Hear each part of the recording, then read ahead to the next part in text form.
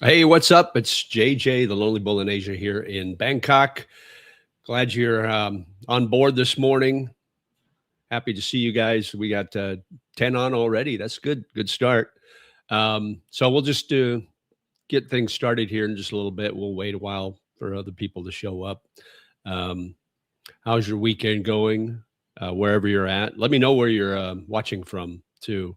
That way, I kind of get an idea of what time zone you're in. Here it's 9 a.m. Sunday morning here in Bangkok. So it would be with daylight savings time now. It would be 10 p.m. Saturday evening on the East Coast in the States. So just to keep you up to date on that.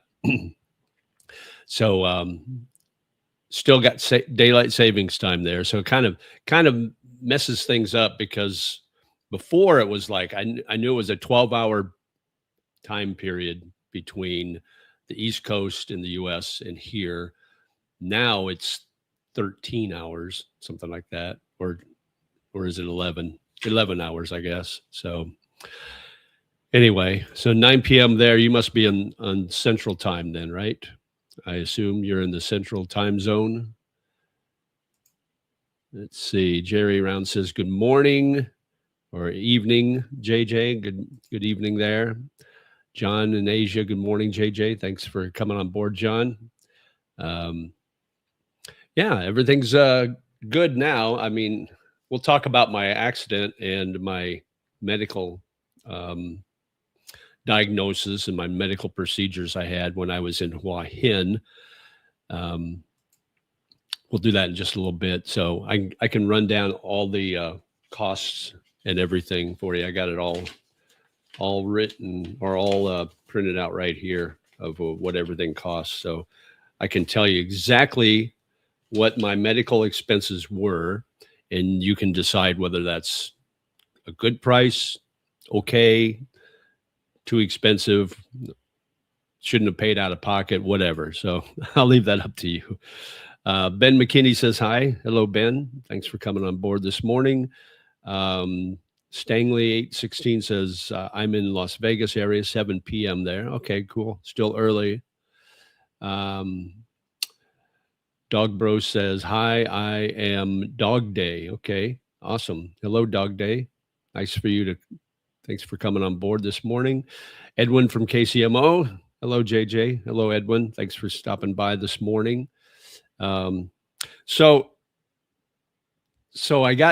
we went to Hua Hin last weekend and got there on the 7th, which was a Saturday, I believe. And our whole plan was to go golfing for 2 days. So my buddy, his nephew, and I went down there, checked into our hotel, took a taxi, grab taxi down there. And this taxi driver that had given me a ride the day before here, I asked him if he would give us a ride to Hua Hin. He said, yeah. The normal cost was about 2,400 baht to go one way. And since he wasn't doing it off Grab, he gave us a discount. So it only cost us 1,900. So I figured split 3 ways, that's a pretty good deal. So, and then he picked us up and took us back, same price, 1,900 baht. So anyway, we get down there Saturday morning and check in, or Saturday day, check in our hotel in the afternoon. And my buddy says, Mike says, let's rent bikes. And I'm thinking, oh man, it's been a while. So I said, okay. So we were heading to Wonderland, which is a bar area, but there's a bar at the end of Wonderland that does golf trips, golf travel. So what you do is you go there, you sign up for the next day, you can leave your clubs there, and then you just show up that morning and they pick you up in a bus and take everybody with your clubs to the golf course. And then you do your golf. And then when you're all done, they take you back to the bar. So seemed like a good idea at the time. So we did that. And let's get caught up on a couple of chats here. Dallas Ray says, hi, sir. Hello, Dallas. Smile. Okay.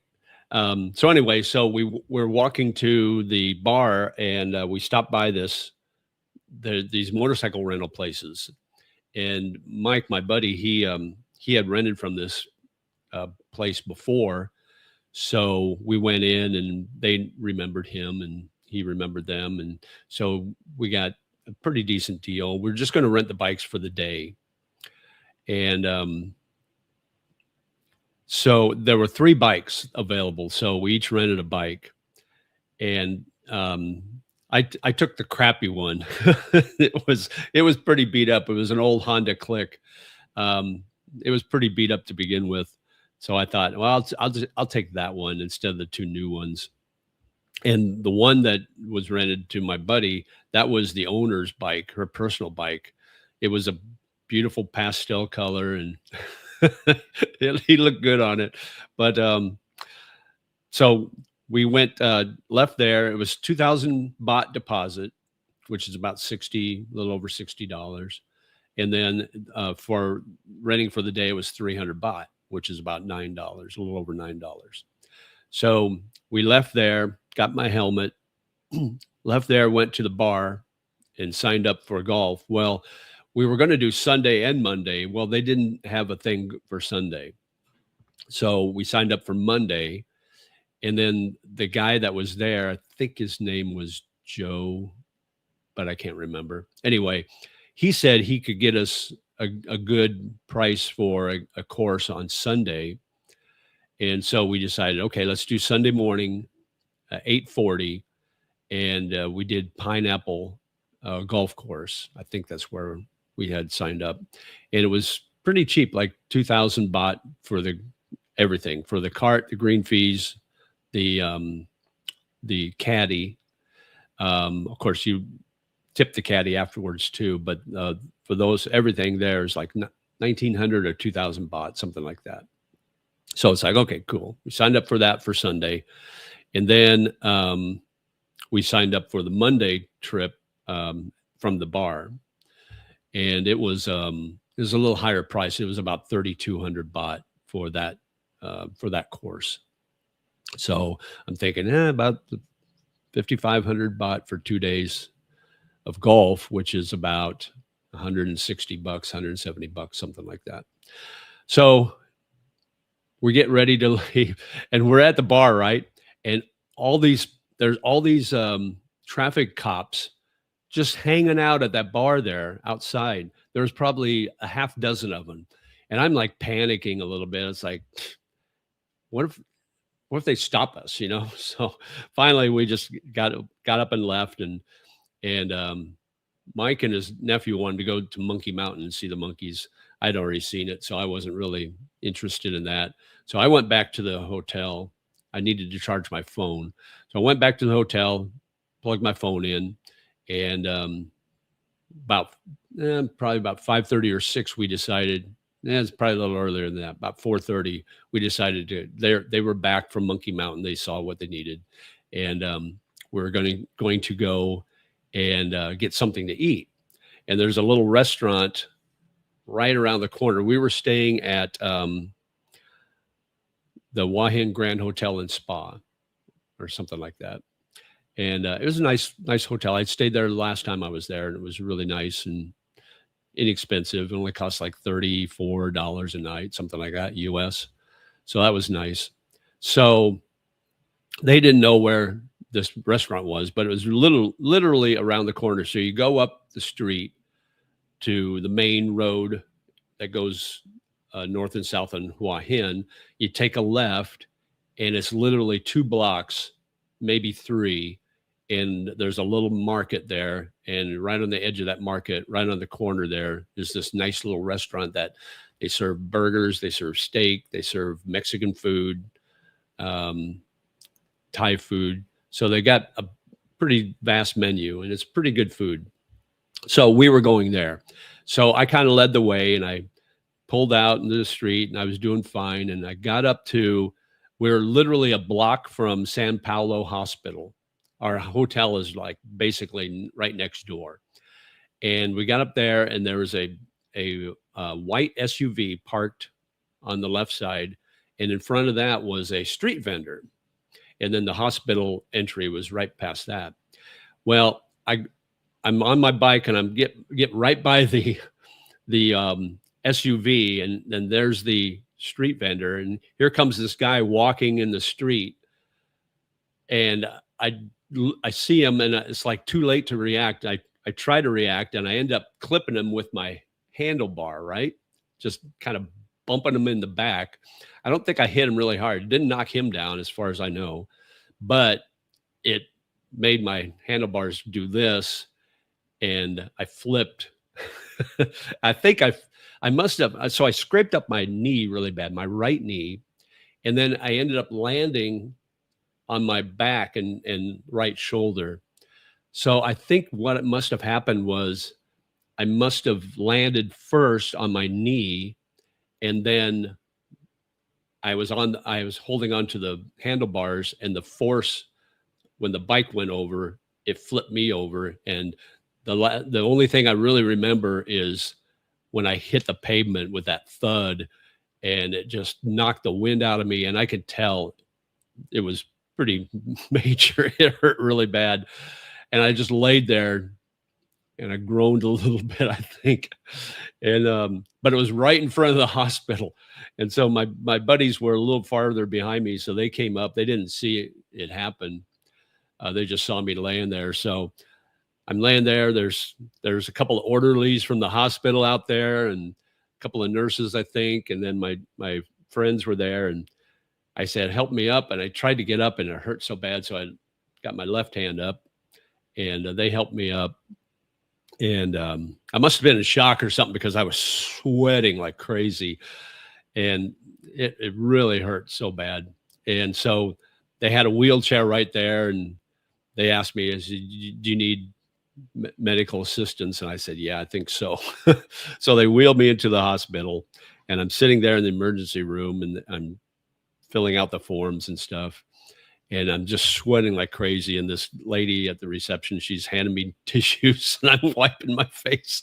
It's just pouring down.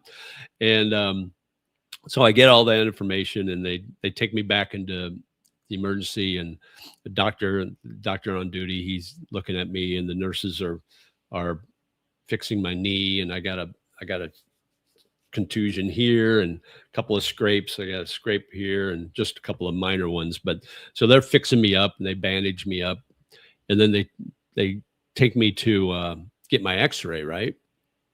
And to see if I have any broken bones. And so I can't, it hurts so bad just to lay there, and I can't get up.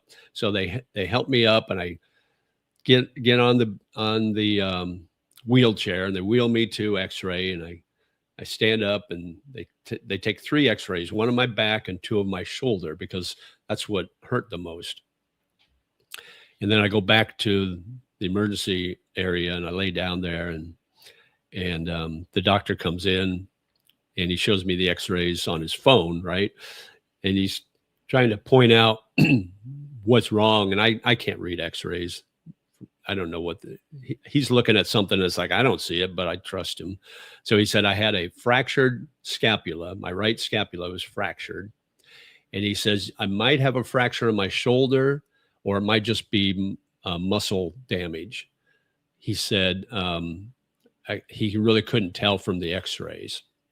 So I said, okay. So he said I would need to come back tomorrow morning and have the orthopedic surgeon look at it, and he would be able to give you a better diagnosis. So I said, okay, fine. So what they did was they scheduled me to come back, and I'll show you these. So all these dates, they scheduled me to come back every morning at 10 a.m. on all these dates to redress my wounds, right? And when I went to the cashier to pay, I just paid out of pocket. And the whole cost of everything came to, let me see, came to $8,722 for that day. 22 baht, 8,722 baht, which is about $280, something like that, 270, 280, something like that. So here's the breakdown of the costs. So Outpatient medication was 1,053 baht. The outpatient special medication was 1,458 baht. The nurse service fee for outpatient was 80 baht. The medical packages, which is the wound dressings for those however many days, what was that? 4, 5, 6, 7 days for a week worth. That was 2,000 baht. Other medical charges, 120 baht. Medical supplies, 726 baht. Medical supplies 2, 385 baht. Standard diagnostic imaging, 900 baht. That's the x-rays. The special diagnostic physician service, so the services provided by, I guess, whomever, that's $1,000, 1,000 baht, I'm sorry. And then the doctor fee from this Dr. Yosnan was 1,000 baht. So the total came to 8,722. So I went in the next day, and the orthopedic, they redressed my wounds.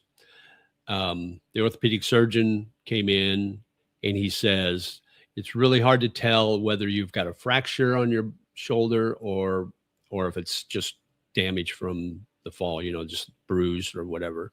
He goes, we would have to do a CT scan in order to know for sure. And I go, how much is the CT scan?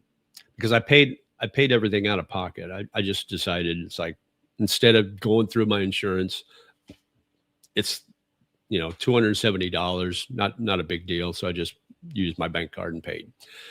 And he goes, it's 9,000 baht for the CT scan. So that's more than what I paid out of pocket for the whole thing to begin with.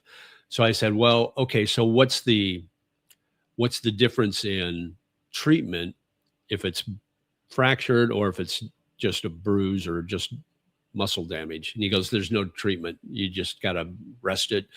Put a sling. They gave me a sling to wear, and to elevate my arm and keep the weight off. He goes, that's all you need to do. There's really nothing else to do. I said, so the CT scan really doesn't matter because the treatment's the same either way. He goes, yeah. And I go, well, I'm just going to pass on the CT scan. And he said, oh, that's a good choice. So he gave me the option and he let me decide. And then he told me that's a good choice. I don't know if any doctor in the US would do that. They would just automatically, you're getting a CT scan. So that was kind of neat. Well, then that day when I was getting my wounds dressed, I said, hey, I'm leaving Monday, going back to Bangkok. So I can't come in these other 5 days or whatever, 6 days. And they go, when are you going? When are you leaving? I go, in the early evening, because my friends were going to go golf that day. Obviously I wasn't, but they were going to go golf. And then when they were done golfing, we'd probably get something to eat and then head back. So they go, can you come in the morning? We'll dress your wounds and bring this form with you, and bring the form and bring your itemized bill. So I said, okay.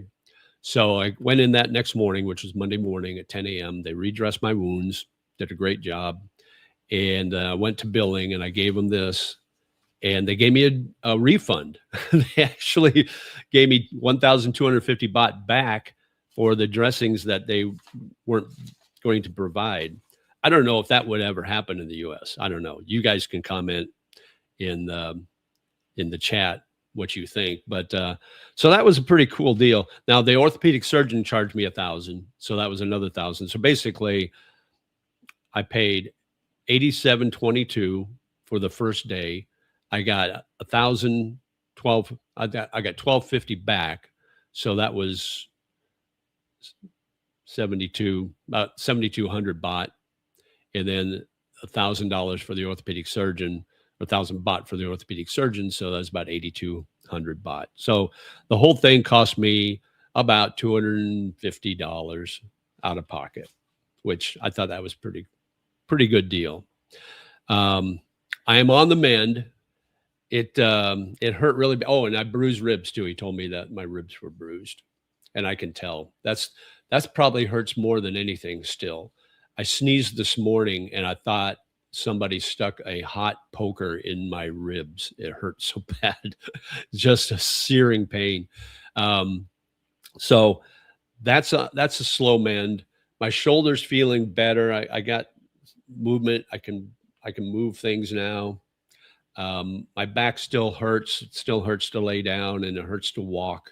But I went through the pain pills in like less than a week. Those were gone. So now I'm on ibuprofen. I just take some ibuprofen a couple of times a day when I feel like I need it. So anyway, so that's my story. let me know let me know in the chat what's going on. What have you had any issues, if you've been to Thailand or anywhere in Southeast Asia, medical issues? What's your experience been? uh, Jay J-Man says, hey JJ, hey Jay, thanks for coming on board. So what is this, the never ending story? Get on with it. I told you the story, come on. What's the point of the story? Get on with it. Oh, come on, dude. If you don't like it, don't watch. Nobody's forcing you to sit there. Was there a donut shop close by? No, there was not. Oh, you mean when the cops were there? No, I don't think so. I don't think they do the donuts here. I think that's a US thing only. Do you have to get a new bike? Okay, so my buddies took the bike back and I got my deposit back. The lady, the owner of the bike rental place, she was more worried about me than the bike. Obviously, that bike's been through a lot. And I thought it was going to be bad because the seat flew off. They had to put everything kind of back together. But they got back and they got my deposit back. There was only a couple minor scratches, I guess. So that was good. So anyway, could not pick a better place to fall. Exactly. And the nurses and the staff there were really good. That's a great hospital. I 100% give it 5 stars for the care that was given to me. Super friendly. Most of the staff spoke enough English so the doctors especially, they spoke English, so that was good. Most of the other staff, they spoke English pretty well, so we could communicate, which was nice. So yeah, so that was good. And the nurses were obviously beautiful, so that helped. Get out of there, go to the US, use your Medicare to get treated. No, it's good. Everything's fine. Everything's on the mend. I just wanted to thank the sidewalk for keeping me off the streets, right? The whole shut it, quit, the incessant whining. This is a no whine zone. This is my stream, not yours. If you want a no whine zone, go to do your own stream, dude. You didn't get banged up too bad. No, it could have been worse, obviously. And I was wearing a helmet. I don't know if my head hit or the helmet hit the pavement or not. I don't really remember, but that was good that I was wearing a helmet. But yeah, it probably could have been a lot worse. But I wasn't going that fast, so they didn't charge anything for the bike. I got my full 2,000 baht deposit back. So thankfully, I was using the beat up bike to begin with, so that was good. You hear all these horror stories about how they charge you extra when you bring your bike back. This was not the case. These girls were above board. It was really good. I doubt that would happen here, but I go to the VA for everything, so I don't know. Yeah. What license do I need to use a scooter that you use? You need I think you can use an international license and or a Thai license. I was breaking the law. Do you have a bike license? No, I did not. That was one of my worries about the cops being there. Do people walk on the road this carelessly often? Well, sometimes yes, sometimes no, depending on if there's sidewalks available. A lot of times in Southeast Asia, there aren't any sidewalks. So ribs take time, always moving. Yeah.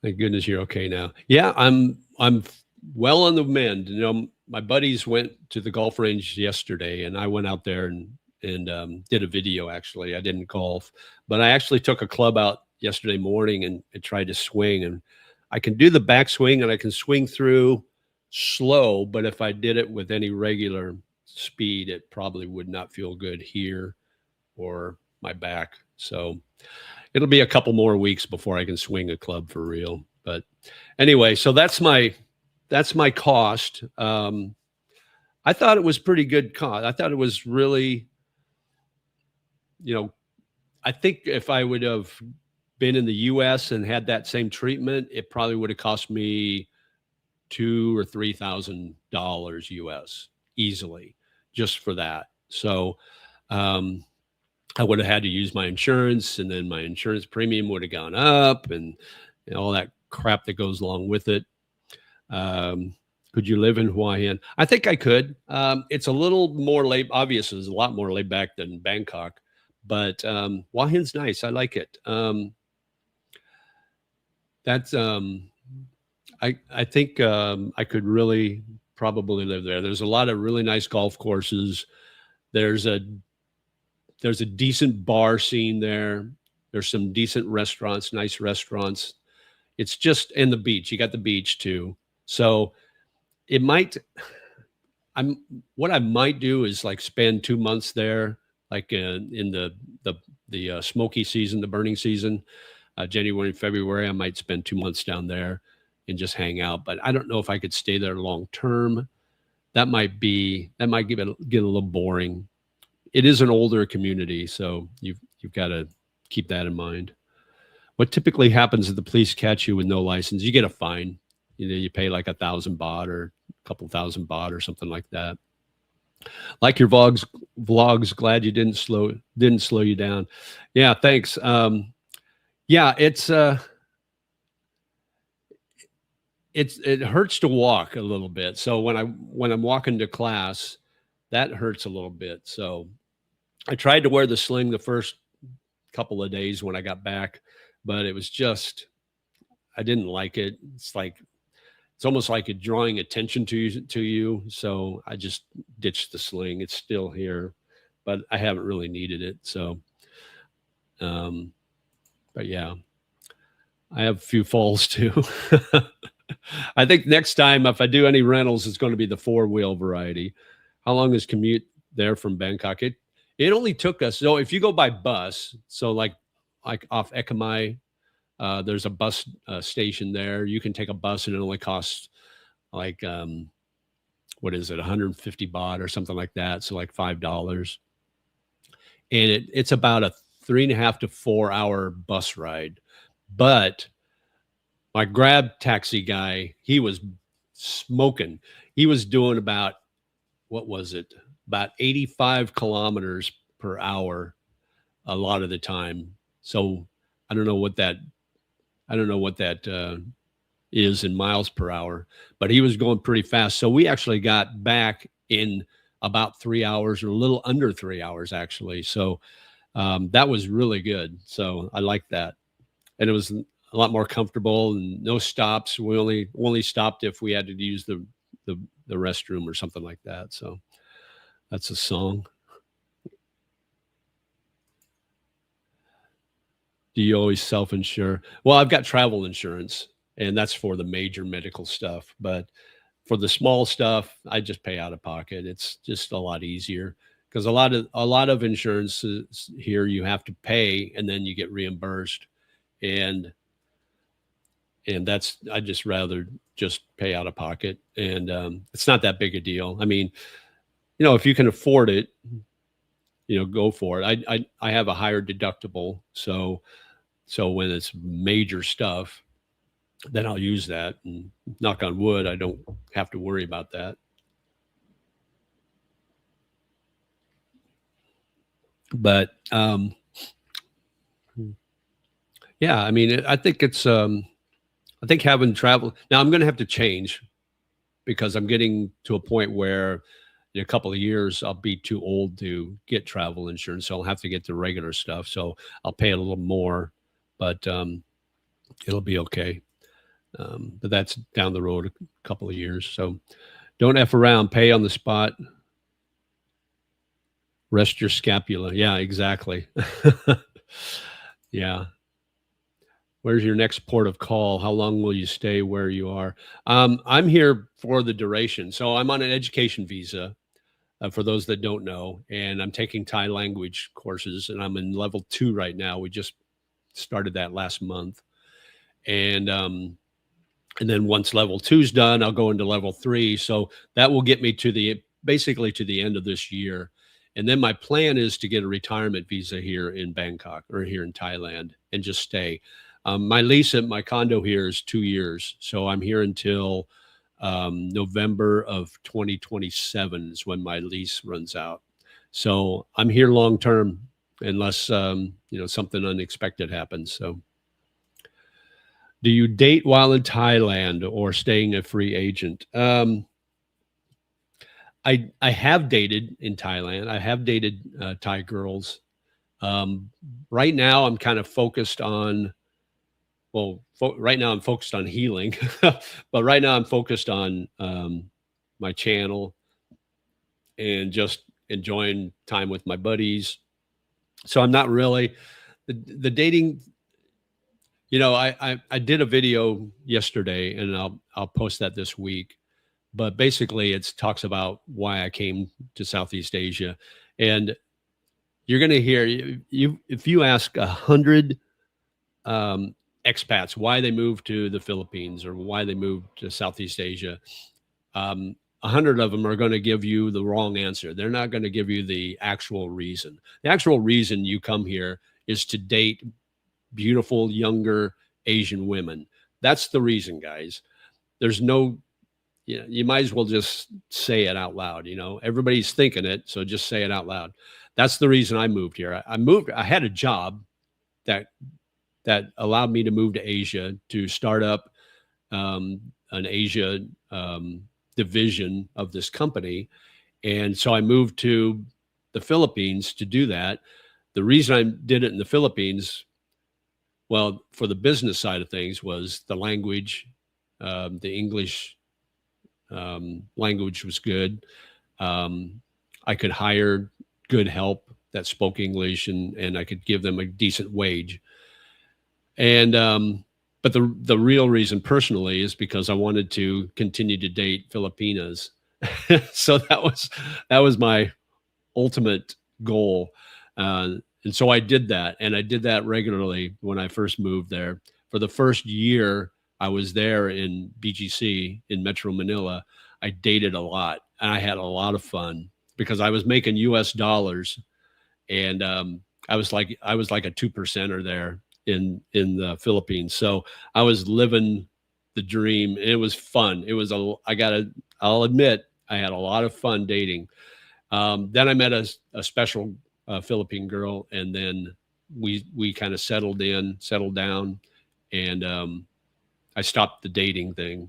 So, but I love Bangkok. I love Thailand. That's why I moved here. So, but you'll see that video this week. I like your idea about 3 months in Hua Hin. What would be ideal way to spend a calendar year? Like what months, which city, assuming base is Bangkok? That's a good question. Because when I first moved here, I was living. I had a small condo south end of Bangkok, actually in Samut Prakan district, and I had a small cheap condo. I was paying like 12,000 baht a month for that, and I was also renting an apartment in Da Nang, Vietnam. So I would spend 3 months in each place and just kind of bounce back and forth. And that was my original thought. It's like, I'll just do that. Well, every time I left Bangkok, I missed it. So when my 3-month lease ran out in Da Nang, instead of renewing it, I canceled it. And now I'm here full time. So that would be, I mean, if you're talking about just in Thailand, I think probably the summer months, the hot months, like, April, May, June, maybe go up to Chiang Mai or even Chiang Rai in the higher elevations where it's a little cooler. Um, that'd probably be a good thing. And then during the burning season in the first part of the year, go south and Hua Hin or Pattaya or even down to Phuket or somewhere like that. So that would be probably what I would do. But I just like Bangkok so much. So every time I leave, I want to get back as soon as possible. So rest yourself, brother. Thanks, Pepster. Appreciate it. Bro Jay says, drive safely out there. Travel insurance might deny claims if you're riding without a bike license and something more serious happens. Yeah, that's true. Yeah. So, but you always, you ride a bike and you don't think, well, I'm going to get in an accident. You never think that's going to happen to you. So, but it happened to me. So, if I visit for a month or two, should I get safety wing or something similar? Yeah. You can go on my any of my videos or my channel, and in the descriptions, there's a link to Safety Wing, and you can check that out. Heard anything about rules changing on getting a bank account on an ed visa? I know you got one. I heard the rules changed since, and now no more. I have not heard that, Jerry. As far as I know, you can still get a bank account with an education visa because it's a non-immigrant visa. So it's just like a retirement visa. So as far as I know, you can still do that. Now, they were cracking down on education visas because they were using them illegally. They were getting an education visa and then working at service places like restaurants and bars and things like that. But you can't work legally on an education visa here in Thailand. So they cracked down on that and they canceled like 8,900 education visas last year because of that. But if you're legit, like I am, going to class and you go every 3 months, you got to get your extension and you show them all the paperwork. And my school does an awesome job. They fill out all the forms for me. So all I have to do is take it to immigration, show them my attendance record, because that's part of the paperwork. And I get my extension with no problems, no questions asked. So I haven't heard about the bank thing. So I really don't know. I can't really speak to that, Jerry. I will research that though. Do they speak English? A lot of them in the tourist areas do speak English. Now, a lot of the bars and restaurants along Sukhumvit Road, a lot of the waitresses that work there, a lot of the people that work there are from Myanmar. So they're Burmese. So their English is a lot better than a lot of the Thais. So you're going to find that it's really easy to communicate when you're at these tourist areas where you're speaking to, waitresses or bartenders or people in retail. They're going to know how to speak English pretty well. So you're not going to have that problem. When you get away from those areas, that's where you run into the issue of being able to speak English. Like our Grab driver, he didn't speak any English. So he spoke. It was easier for me to understand his Thai than even my teacher when she speaks Thai, because she speaks faster and he spoke slower. And so I can pick up words to a point where I can understand what he was saying and I can respond. And a lot of times it's like, I know how to respond. There's a word that I don't know what it is in Thai. So I would look it up on my phone and then I could respond in a full sentence. So that was kind of enjoyable to converse with the Grab driver. That was kind of neat. So expat life. Yeah. Like which parents' genetics have strongest influence on the IQ of offspring, but which race scores lowest on IQ testing? Technically, whose fault? I don't know what you're talking about. How's the inflation in Thailand versus Vietnam? So I don't know what's going on in Vietnam right now. I haven't been back there since last March. So it's been a year since I've been back there. So I don't know, has inflation hit there? Because Vietnam's one of the cheaper places to live. Here it has hit a little bit, but you really see it in the high season, which we just finished. Prices go up a little bit I did hear some bad news. If you guys like cheap massages, I heard that the average massage price is going to go up. The government is kind of cracking down on the the um, the illegal, not the illegal massage, but the non-licensed massage places, and they want to make sure that the massage places that are legit, in other words, that the masseuses and masseurs have their licenses, so they're going to pay them more. I think it's going to go from 300 to 450 baht, I heard. So, but I don't know when that's going to happen. So during high season, the prices go up a little bit on everything: hotel prices, food, beer, massage, grab, things like that will go up. But now that we're basically at the end of high season, we're getting into that hot, low season just before the rainy season starts. You'll see prices kind of level off or go back down a little bit. I don't think it's that bad to me, at least. You can still go and go to these night markets you can find really cheap food. Like I took a friend to Tonsai Market the other night, and I had a steak. It was 65 baht for 100 grams for a steak. And so I think mine cost about a little over 100 baht total for the steak I got. And it was pretty good steak too. So, I mean, it wasn't Wagyu beef or anything like that, but it was still pretty good for 65 baht for 100 gram of steak. It's not a bad deal.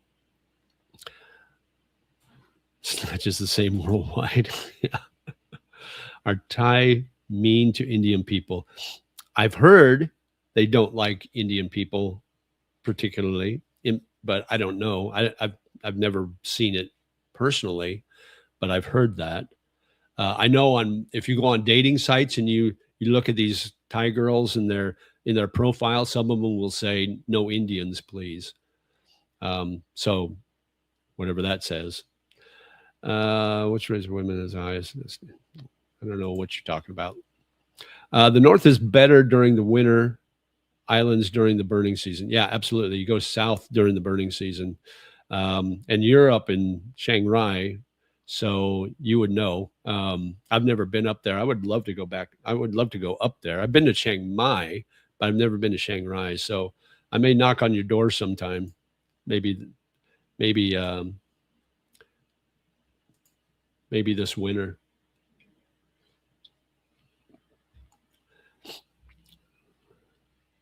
No one is caring about your visa. Nobody cares about you, 3 point whatever. How old are you, JJ, and how many years in Bangkok? I've been here about a year and a half now. I've been visiting since 2022, so about 4 years visiting.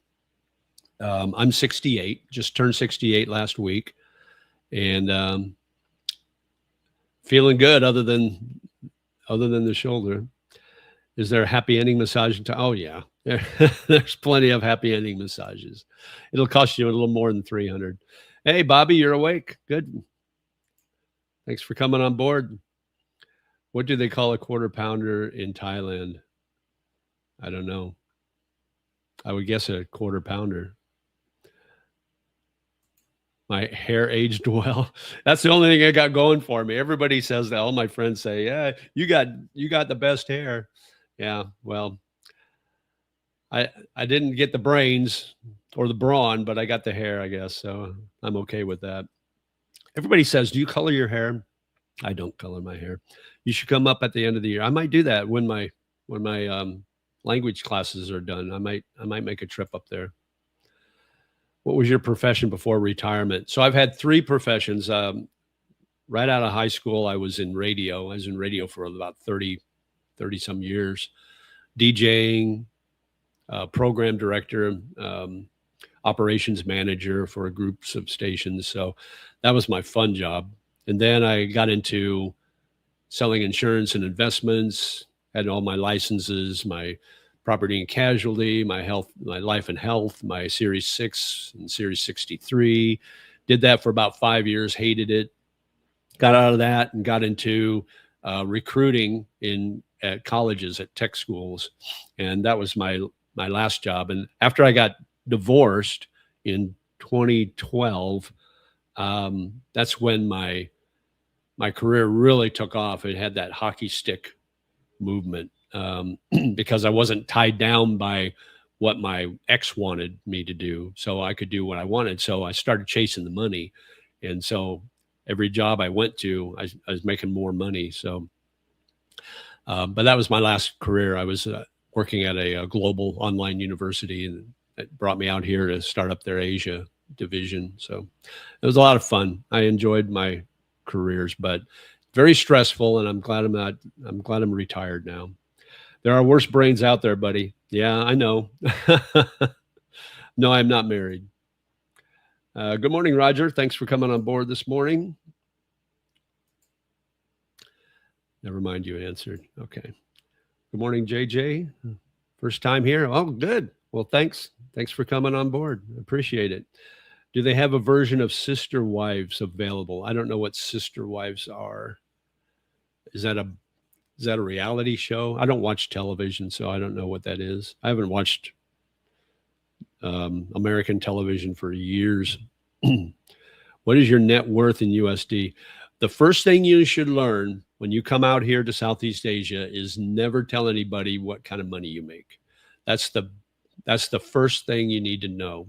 Don't ever tell anybody what your net worth is or how much money you make, because then you become a target. So just a little hack for you guys. Don't disclose any of your financial situation. I am comfortable. Let's put it that way. I don't have to worry about anything. But if I was still in the U.S., I'd probably still be working. So, well, yeah, they are money hungry too. They rob you. Yeah, they try. They will take advantage of you at every opportunity, and it's hard to deny that beautiful, pretty Asian girl or woman when they bat their eyes and tell you that they got a sick carabao, sick buffalo that needs tending. But yeah, you got to keep everything close to the vest. Stay broke like me. More fun being broke here than back home. Yeah, that's true. It's a little easier to be broke here than back home. Thailand is a middle income country now. Yeah, it's basically is. The problem with Thailand is it's major in debt. The majority of the country is in major debt, and so there's an issue that's going to come to fruition sooner than later. So the banks have already stopped lending money to most people because there's so much debt now, and that's going to be problematic for the economy. So it's going to be interesting. The GDP is really low here. Vietnam is outperforming Thailand in a lot of ways. Vietnam will become a middle income soon. Yeah, I think you're right.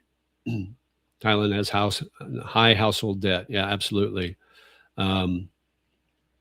Yeah, and so that's going to be a big issue. I mean, remember when the U.S. had that issue with the housing and all those tranches? They had all those bad mortgage loans in those tranches, and when those collapsed, the entire market collapsed. And that was, what was that, 2007, something like that, right when I got into the finance business. Yeah, good timing on my part. But yeah, so that could happen here. I mean, with the debt, so much debt.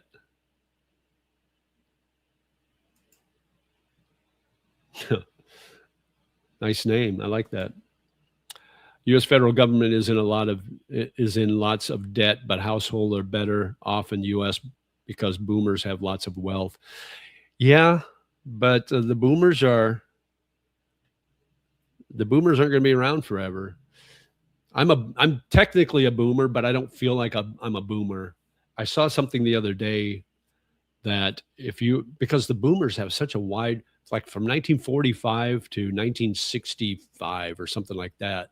You're considered a boomer. Well, I have nothing in common. I was born in 58. I have nothing in common with my sisters who were born in, 47. Other than blood relation. So the music was different. I mean, I grew up listening to that music because they played it all the time, but just things are different. So I saw something the other day. Now they're classifying people that were born in my time frame from like 56 or 57 to 65. They're calling us Generation Jones.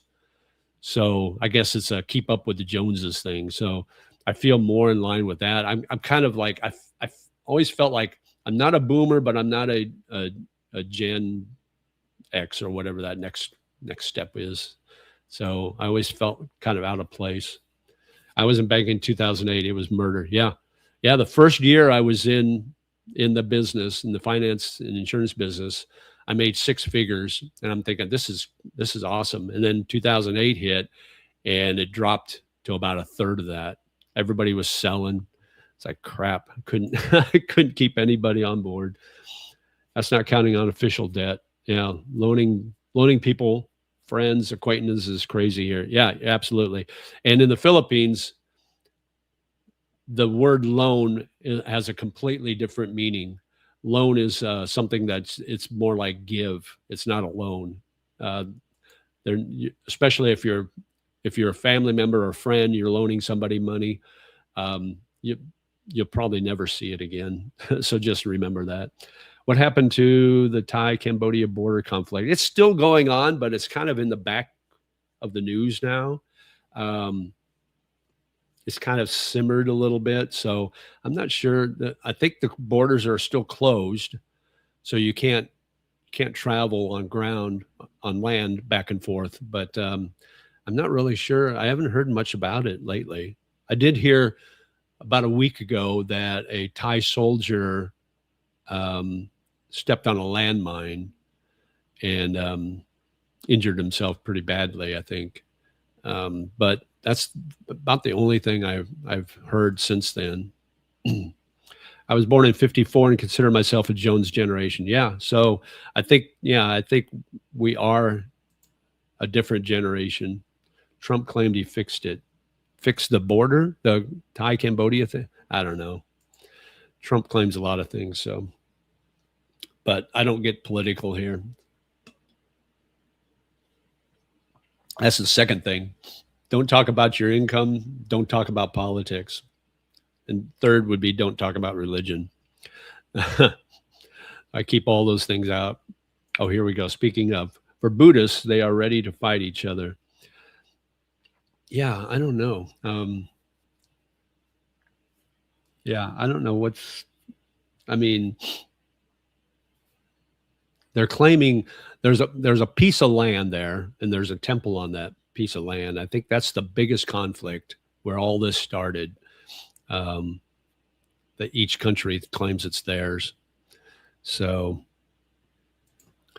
Jen Jones better than Jim Jones. Yeah. Want some Kool-Aid there, Bobby? Jonestown. You guys are funny. Okay. So what else is going on? We've been on almost an hour. It's gone fast. I was going to talk to you about, is the story over yet? No, go away.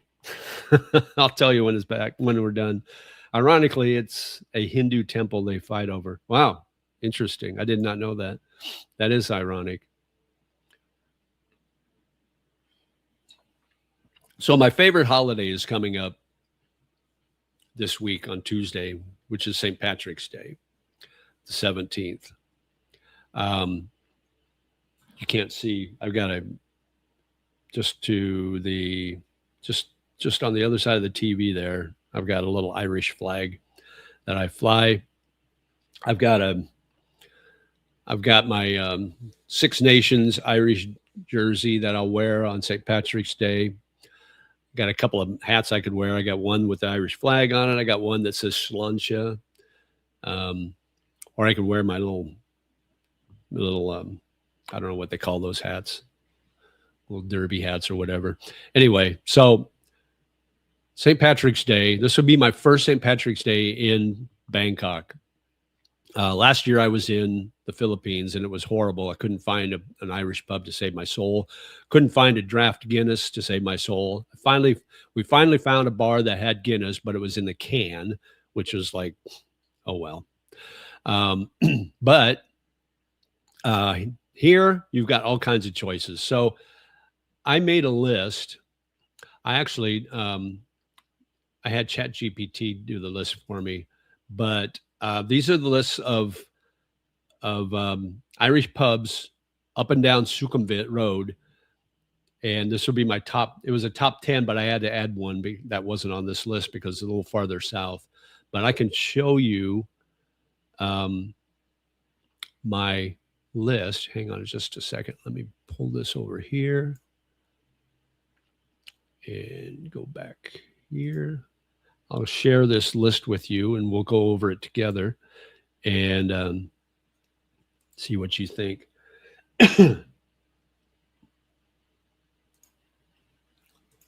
Okay. So number one, I don't know if you can see that. If you're watching on your phone, you might not be able to see that, but I'll basically read it off to you. My number one pub, and some of these pubs I've never been to, but I will check them out for sure. Hang on just a second, guys. Okay, so number one, Scruffy Murphy's. Scruffy Murphy's is right there on near Asok. It's on Sukhumvit Soi 23. Great location. It's right across the street from Soy Cowboy. But it's an authentic pub. It's owned by an Irishman. The bartender, or at least last time I was there, the bartender, he's Thai, but he speaks Gaelic, that's a plus. It's award-winning. They've got great whiskey. They can pour Guinness the proper way, which is important if you don't know that. They have live Irish music. And the best thing, they've got really good food, and especially their Guinness Irish stew is fantastic. So that's the best Irish stew in town, in my opinion, at least the places I've been. So that would be my number one. Then they've got the Drunken Leprechaun. I have not been there. It's on Soi 15 or Sukhumvit 15 at 4 Points. And the key vibes are modern, social, and great terrace. So I will check that out. O'Shea's is one of my go-to spots on 33-1 here in Prompong. It's basically, I just walk out of my condo and go across Sukhumvit, and I'm right there. That is a great place. They've got a lot of good expats there. They've got a rooftop bar, and they do live music. It's not always Irish, mostly modern, but they do have that vibe, which is kind of nice. Right down the street from there is the Royal Oak, owned by the same guys. It's a British/Irish hybrid, and it's kind of a sports pub. So that's kind of nice. Then you've got Fitzgerald's, which used to be called Hanrahan's. That was before I got here. It's always been Fitzgerald's as far as I've known. It's on Sukhumvit 4, which is the Nana Street. So it's a great vibe. Got a nice porch outside. You can sit outside and watch the traffic, watch the parade of girls go by because it is on Nana. Good food. The Guinness is poured properly again, so that's important. Then O'Leary's Irish Pub is over on Soi 11. O'Leary's is a smaller pub, and I was there for a meet and greet with Bangkok Pat a few weeks ago. It was his meet and greet. I went there, and I got to meet him, and I got to meet Patty Doyle. He was there also. Talked to Patty for a little while, which he just got married. But anyway, it's a neat little, cozy little place, and they've got live music there. At least they did that day, where it's like the old pubs in Dublin. And if Kiki and Jasmine are on, you can verify this for me. But when they play music live at pubs in Ireland, they sit in a booth or they sit at a table. They don't have a stage necessarily. And so these guys, there's like 4 of them to start, and they were sitting there and they start playing their instruments. And then pretty soon another one shows up and they start playing along, and then another, and then another, and then another. Pretty soon there's like 8 or 9 people there playing music, singing Irish songs. It was really cool. They were just sitting at a table. They weren't up on stage or anything like that. But it's a small pub. So those guys alone took up like a third of the room. That's how small it is. But it was a really neat environment. I really liked it. So I will definitely go back there.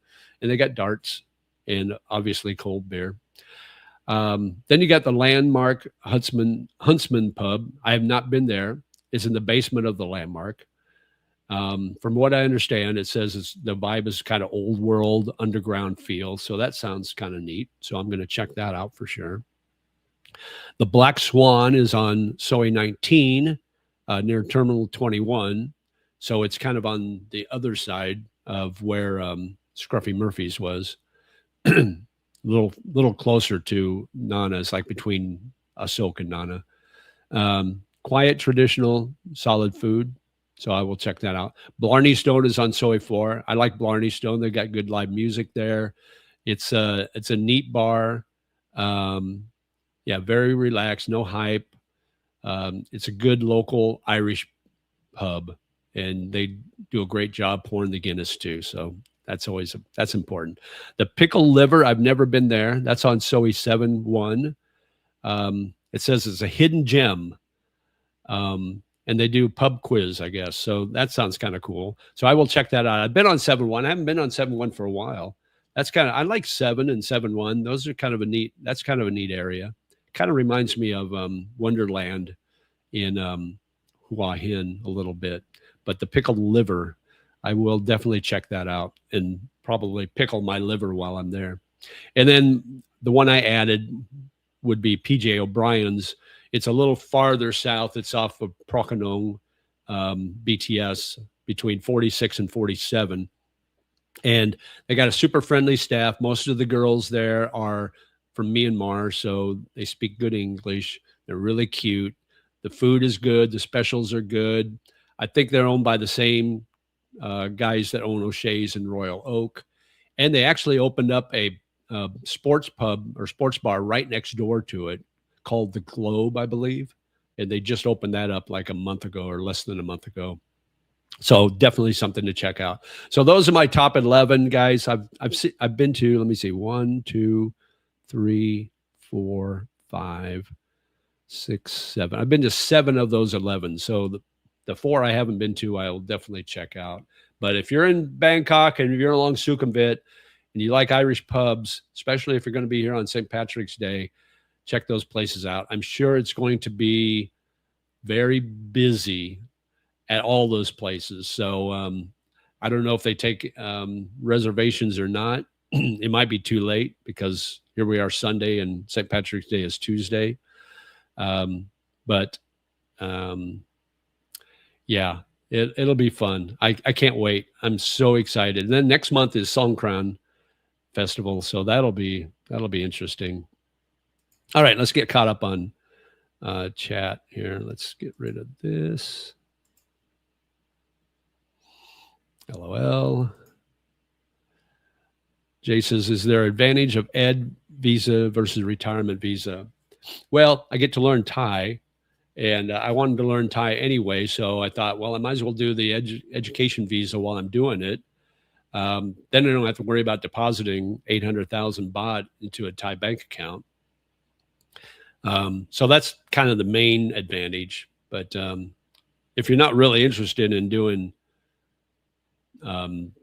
Thai language, then it probably wouldn't be an advantage. Don't forget to have some Guinness. Oh, definitely, I will have some Guinness. I might have breakfast Guinness. I don't know. Any unique suggestions for a 57-year-old who has 130K debt, student loans, and unemployed in the U.S. with no savings? What jobs make big money in your opinion, experience? I don't know. I mean, what's your background? I mean, do you have a tech background? Because that's really, in the next couple of years, AI is going to take over a lot of those jobs. I read the other day that 85 million jobs are going to be displaced by AI by 2027. And most of those jobs are white collar, like customer service, coding, jobs like that. So if you've got a tech job, like you're a plumber or a roofer or a millwright, something like that, your job's safe for now because they don't have robots that can do those jobs yet. But if you're like in customer service, or if you do computer coding or anything like that, you better be trying to find a different vocation. That would be my advice. Sacrilege. No politics, no religion. Exactly. Have you been to Tokyo or Seoul? I've been to Tokyo. I love Tokyo. Last time I was there was 6 years ago this month. It was 2020, and I got stuck right at the beginning of COVID there, which was great because I had to stay in Tokyo another 2 weeks before I could get a flight home. So that was awesome. I was staying in the Roppongi Hills area, and I got a really cheap, really, really nice hotel, but really cheap, like $50 a night or something like that. And it wasn't really busy, and it was a lot of fun. And I love Tokyo. If it was cheaper, I'd probably think about moving there, but I just can't afford it. Those are the rules. Nice. No politics, no religion. Why I'm looking forward to Ed Visa leading to retirement visa. Why? Because I want to retire here. And once my education's done, I need to, if I want to stay here, I need to get another visa. My house, my rules. The fact a 67-year-old knows how to stream and screen share is impressive. I'm 68. That's even more impressive, right? Yeah, IT's not a good vocation to have with AI taking over everything. Steve says, hi from the USA. First time here. Thanks, Steve. Thanks for coming on board. Where in the USA are you from? Try trucking. Low time invested in training, and you could eliminate all expenses and live in the truck. Yeah, for now, but look what Elon's doing with the cars that are driving themselves. It's not going to be long before the trucks do the same thing. And so who knows how much longer. If you're close to retirement, you're probably okay. But if you're in your 50s and you got a job that AI is going to take over soon, I'd be worried. How much are you paying for school? So I paid 25,000 baht for the first 2 levels. Let me get I'll tell you exactly what the cost is going to be. I only did the first 2 levels. I could have paid for the first 3 or for all 3 levels at once and got a discount. But I was afraid that if I failed miserably, I would have wasted that money if I didn't continue with the 3rd level. So I did the level 1, level 2, and that came to 25,000 baht, which is about a little under $800. Now, when I sign up for level 3, it will be 15,000 baht. So that's about between $450 and $500, depending on the exchange rate, which, by the way, the exchange rate's getting a lot better. So my total cost will be 40,000 total. If I'd signed up for all 3 levels at once, it would have been 38,000. So I would have saved about 2,000 baht, which not that big a deal. That's about $65, something like that. So anyway, so that just includes the school and the books and that. It does not include the visa costs and the extension costs. So every 3 months I have to go in and extend my visa, and that's 1,900 baht. So this will be a 14-month course total. Let's see, actually 13 months total. And so we're talking about 5 extensions, I think. So about 10,000 baht in extensions. So that's the total cost. But yeah, and hopefully I learned enough Thai to be able to communicate. We'll see. AI is a grift. I'm sorry to buy into the craze. I'm sorry you buy into the craze. Year 4 of Gen AI and not one job lost to it. All layoffs are for pumping stock and saving money with the layoffs. I don't know. You could be right. I could be wrong. I could be crazy. I don't know. Saving money with outsourced to India. Sounds like you will need to crack a window after a pickled liver, right? Jerry says, I'm sorry, I meant those are my motivations for leaving and the means to do it there. Oh, I see. Okay, let me see. So let me go back to see what you said. Oh, no politics, no religion. That's why you're looking forward to an ed visa leading to retirement. Oh, say that's your plan. Okay, perfect. Okay, sorry, I misunderstood. My bad. I have half my savings goal. Then I'm out of here. Okay. Is this still live, brother? Yes, we're still live. Chillaxing with Tommy, the Fed. Ooh, the Fed's on board. I will guess it will be a while. Trucks won't require a driver. I'm guessing, if you say a while, I'm guessing within 5 years. I'm guessing within 5 years, you're going to start to see driverless trucks.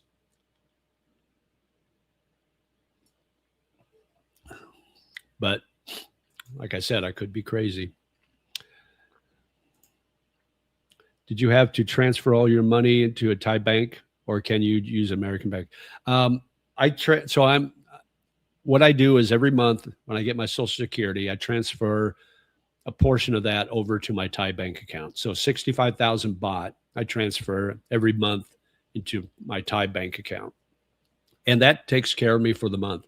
And then the money I have in my US bank account, I use to pay my US bills, because I still have a storage unit that I need to get rid of. I still have my car in storage, which I plan on selling this year, so I won't have to worry about that. My US phone, which is $55 a month, so I pay for that. And then my credit cards, I've got credit cards that I use.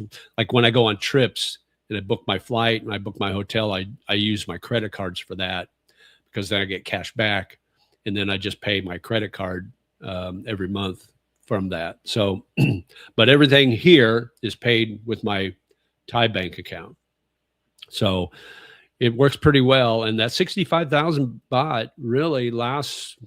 I mean, I always have money left over. So I'm fairly frugal. I go out to eat, every once in a while. Like last night, I went out with my buddy and we had a few drinks and got some pizza and did some things, and I spent a little bit of money. So, but that's on a rare occasion. And like, going golfing, that would have been which, by the way, I got my money back from my green fees too. So that was kind of cool.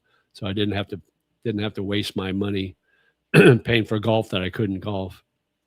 So, what's your rent in your area and how far from downtown Bangkok? So I'm in Phrom Phong, which is, if you're familiar with Sukhumvit is basically, let me see, let me bring up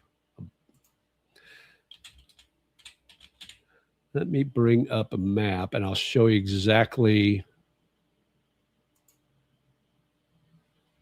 Let's see, make this bigger. Okay, let me share this. I'll show you exactly where the area I live.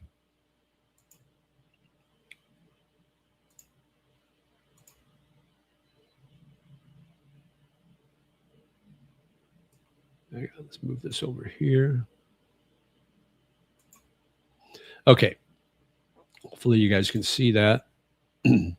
So let me scroll in here.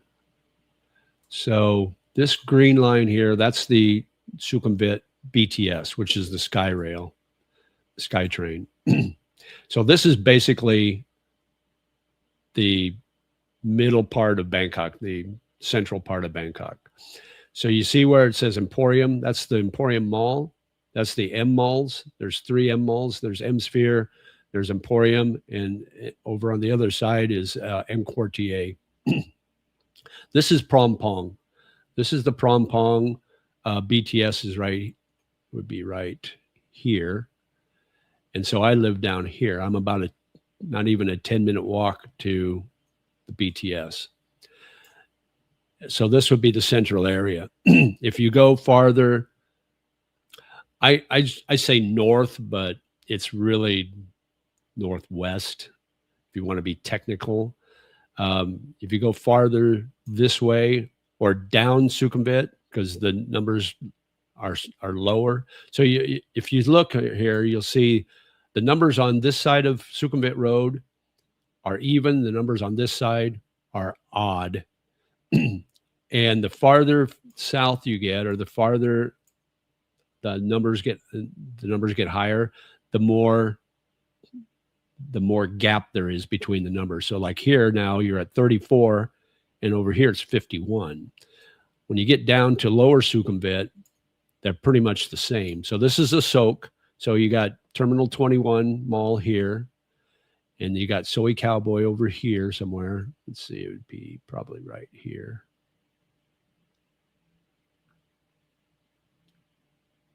Yeah, here's Soy Cowboy. That's the famous adult red light district. And then this would be, you could call it 21, but it's really a Soak Montree Road is what they call it. So you got a Soak BTS here, then you keep going. And then this is Nana. So now the numbers are going to be pretty close together. So here you've got, let's see.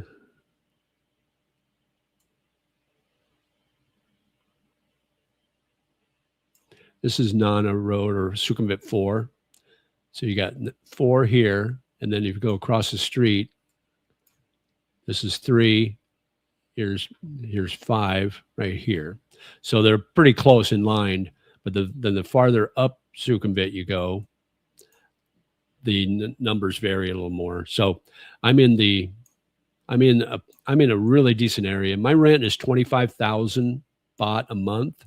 So when I was living down in Samut Prakan, which is this is where I lived the first year I was in Bangkok. Lived way down here, all the way. Let's see, all the way to here, which is Samrong. And then I get off that train, and then I take the MRT, one stop to Tipawan, and my condo is literally right here at the stop. This is it. Well, Kensington was behind my condo. For some reason, it doesn't show Knightsbridge, which is where I stayed. I was only paying 12,000 baht a month there. So I'm paying basically double, but I'm in an area where I don't have to travel 40 minutes to get to where all my buddies are and to get to the main part of Bangkok. So I'm saving time and money for the train. And I like the area. It's got great bars, got great restaurants, got great street food, great night markets. The park's right here. This is Benjakiti Park. You got Benjasiri Park is right there. So you've got some really nice parks that you can walk in. It's just a nice area. I just really like it. And I tell you another area that's really nice, and that's Ekamai. Ekamai is a super neat area, and they've got really, it's really modern, actually. They've got some really nice malls, and they've got really nice restaurants, and that would be a place, if I didn't live in Phrom Phong, I would probably look into Ekamai and living in this area somewhere. But there, there's your little map there, guys, so you know. But yeah, 25,000 baht a month is what I pay for rent. My utilities, my water is like 54 baht a month. That's tap water and shower and washing machine. And then my electric is about 2,800 baht a month on average, between 25 and 2,800 a month. So how are fees for transfer? Is it expensive to transfer? No, I mean, I use Wise. So I think it's about to transfer 65,000 baht, which is about a little over $2,000. I think the fee was like $7 or something like that. Don't quote me on that, but I think that's what it is. So I mean, it's a little bit, but it's not a make or break thing.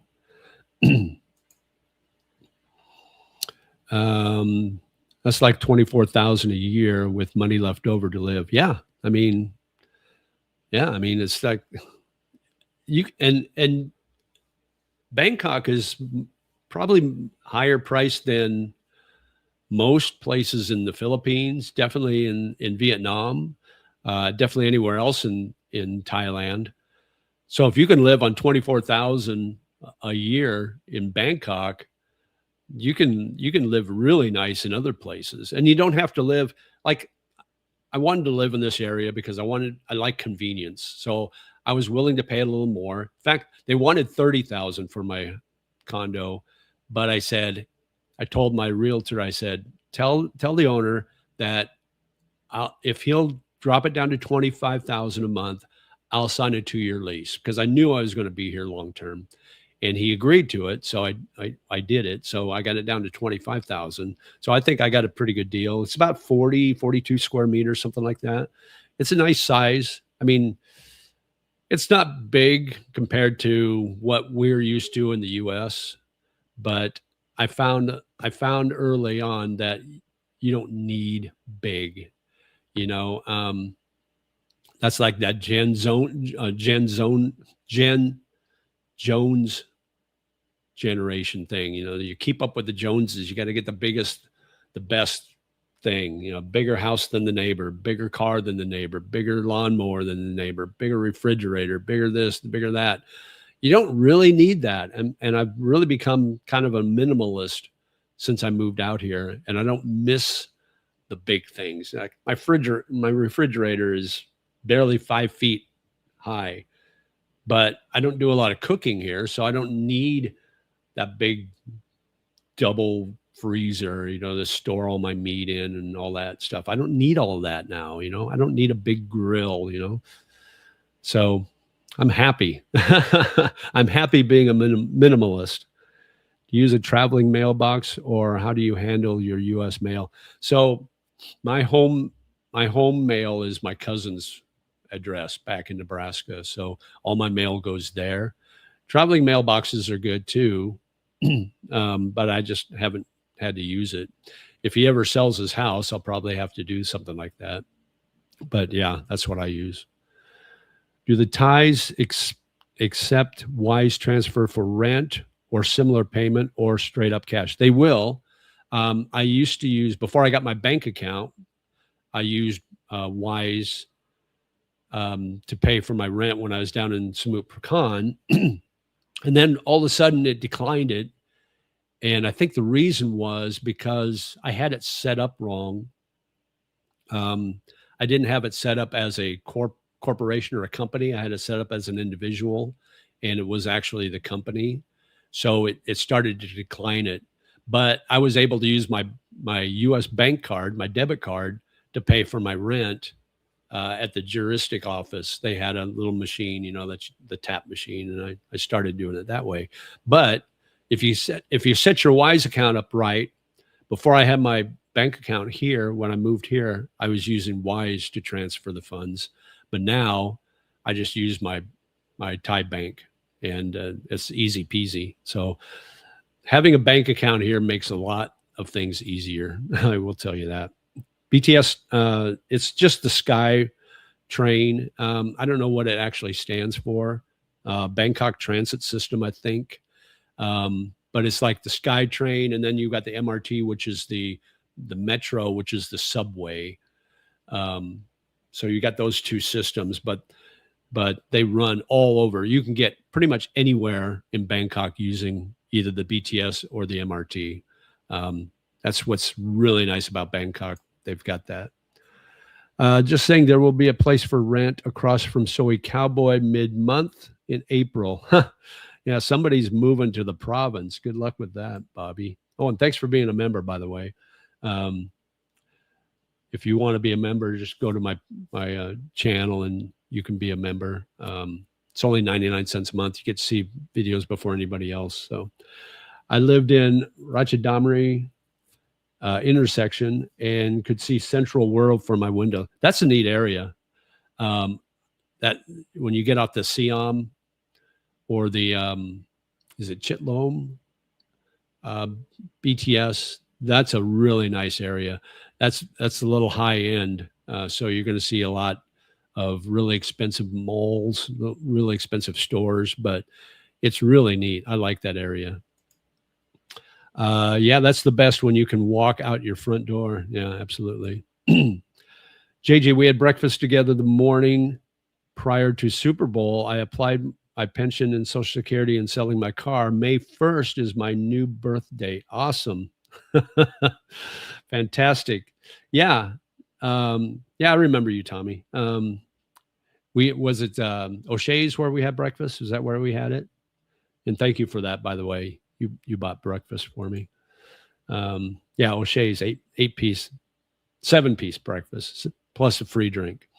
If your rent is about 1/3 your monthly expense, or so, yeah, I would say it's about 1/3. It's 25,000, little more than 1/3. I live on 20,000 a year in North Louisiana, very low cost of living part of the U.S. As a single dude, Bangkok is about the same for a nice place with much more beautiful women compared to where I live. Absolutely, that's the trade-off. I was talking to my friend the other day, or yesterday actually, and I called it the BP. Let's see, I called it the BPC. And he goes, "What's BPC?" I said, "The BPC in Bangkok is high." He goes, "What's BPC?" I said, "Baddies per capita." And he goes, "Baddies?" I go, "Yeah, like hot women." The baddies per capita is off the chain here in Bangkok. You can't walk a half a block without seeing 2 or 3 beautiful Thai women. They're just everywhere, and it's not fair. Bigger wife, bigger life, better life. That's what she said. Good info. Be a farmer. Yeah, good luck with that, Bobby. I'm using Gen Z speak. You know, I gotta appeal to the masses. I got priced out of my own neighborhood. I'm out. Uh-oh. That's not good. But yeah, I mean, the reason I moved out here is to date Asian women, and I moved to the Philippines first because it's really easy to date in the Philippines, and you can date really young girls if you want. I mean, obviously of age, 18, 20, 24. You can be 60. I've seen 70-year-olds dating 20-year-olds. Personally, I'm more in the mid 30s to 40 range. That's kind of my sweet spot, I guess. I just feel like they're a little more matured. They're not so focused on doing TikTok and Instagram and crap like that all the time. They're not doing selfies all the time like these 20-somethings. And they pay more attention to you than their phone, or their social media. So, hey, JJ, do you keep in touch with your grown-up children back home? Video chat daily or so? Do you miss seeing them in person? I do miss them, but they're growing. They're doing their own thing. So, we keep in contact every once in a while, but not on a regular basis. So yesterday I was told $7 for a 2-hour massage in Thailand. US dollars, which would be about 250 baht. That's pretty good for a 2-hour massage. Where in Thailand was that? Probably not Bangkok, I would say. Sweet spot. I get it. You got to pay for these women though and factor it in to your budget. Yeah, but you can find like the girl I dated in the Philippines, the last girl I dated, she was not into all the money. She never really asked me for money. She never really complained about anything. And in fact, we'd go somewhere and she would always try to find the cheapest item on the menu, or she would say, well, we can go somewhere else that's cheaper. Or she would say, I can just cook this at home for a lot cheaper. So she was always very frugal. But that's what happens when you date somebody that's a little older. You know, she's 37 now. So she works. So she understood the concept of budget and how far a dollar or a peso goes. She understood that, where some of these 20 somethings, you know, they don't get that yet. So they're not to that point yet. So at that point, it is about money. It is transactional. I'm in my late 50s, still rocking the house here in the US. Good for you. Yeah, I knew what you meant. Like, take a Dutchman for what he means, not what he says. Is that what the saying goes? I asked a YouTuber if they still had $8 massages, and she said 7 for 2 hours. I think Bangkok. I've never seen $7 massages in Bangkok. It's generally about 300 baht. Sometimes you can find it for 250. That's about an hour. That's for an hour. Now maybe it's if it's like a foot massage or something like that, maybe you can get it cheaper. But I don't think you're going to find $7 2-hour massages in Bangkok. I don't think those exist anymore. 300 baht is about where the prices start. You know, once in a while, and that's for an hour. Once in a while, you can find something for 250, but 300 is usually. That's a big deal with my girlfriend, young and not completely tainted by money like some have been. Yeah, I'm 29. Women my age are irritating. Trying to find some cougars. There you go. You're the opposite. You're dating older. That's good. All right, where are we at here? We're at a little over an hour and a half. We'll keep going. We got 28 on board, so we can kind of open up the chat to anything you guys want to talk about. We've kind of hit a lot of subjects, so that's good. Make sure you hit that like button, guys. That really helps me. Hit that thumbs up. That helps the algorithm. So when this posts afterwards, it gets seen by more people. So I would appreciate that. Let's see. What else is on your guys' mind? Anything? We can talk about dating if you want.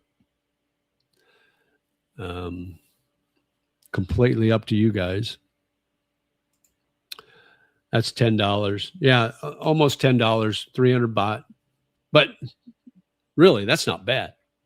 I mean, I would pay $10 for a massage anywhere. I mean, you can't get that. You can't even get it in the door for $10 in the US for a massage. I mean, you can't even tip them $10. That's like an insult to them.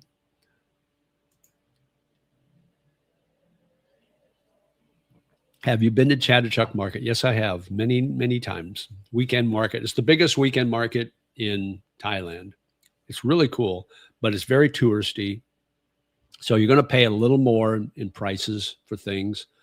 But it's a neat experience. Have you been there yet, Bobby? If you want to go, I'll go with you. I'll take you there if you want. Why don't you wait until this afternoon, and I'll go with you if you want. Talk about the mindset and deciding to stay and live in USA, dealing with the doubts, etc. Yeah. So So in 2015, I got into a long distance relationship with a Filipina online, and she was an OFW, overseas foreign worker, working in Hong Kong as a housekeeper. And she's taking care of a family with 2 kids. And she got time off in December to go home to see her family back in the Philippines for Christmas. So I was, newly divorced, basically newly divorced, and decided I'm going to go see her. And we've been talking for about 4 or 5 months, I would guess. And so I got my passport, and I got my passport in October, and I showed her, and then I booked my flight to Manila for December, and it was really expensive. It was like $2,800. But I'm going in December, during the high season. So, and anyway, so I went there, met her, had a great time. We continued to kind of date. We were going to get the K-1 visa. I fell head over heels. And then we broke up in 2016. And then I started seeing another girl in the Philippines. And I started seeing her, going there a couple of times a year, back and forth. And in 2020, we were going to do the K-1 visa. And I got through the whole process. And then she backed out. She didn't want to move to the U.S. So contrary to popular belief, guys, not all Asian girls want to marry you just to get their green card. This girl didn't want to leave the Philippines. So, and I didn't want to live in her province. It was a little tiny little province in Leyte. So we broke up. And that's when I went back to Tokyo, and that's where I got stuck in COVID. That's a whole thing. But my mindset had changed at that point. And back in 2016, I had a contract signed to teach English in China, 15 months, and I was ready to sign it, but then I got cold feet, and I got a job offer in Louisville, Kentucky, so I took that instead. Looking back, I'm kind of glad that happened, but I always wanted to move to Asia, and when I got the next opportunity, which would have been 2021 with the last company I worked for, I took it, and it's like, nothing's going to change my mind. I'm going full force. And that was my mindset. I want to get out of the U.S. and I want to go to Asia, and I want to live there. I want to work there, and I want to find another girlfriend there. So that was my mindset. So hope that answers your question, Jay. Effing great. If no women, how much to live there? I don't date here, really. I mean, I could. I don't know. It just depends on the woman, and how much you want to spend. I mean, if you got a woman that expects expensive things and go to rooftop bars and spend 2,000 baht a night on drinks, and go to all the fancy malls and get all the fancy clothes and that, you're going to spend a lot of money. You're going to spend as much money as you would in the U.S.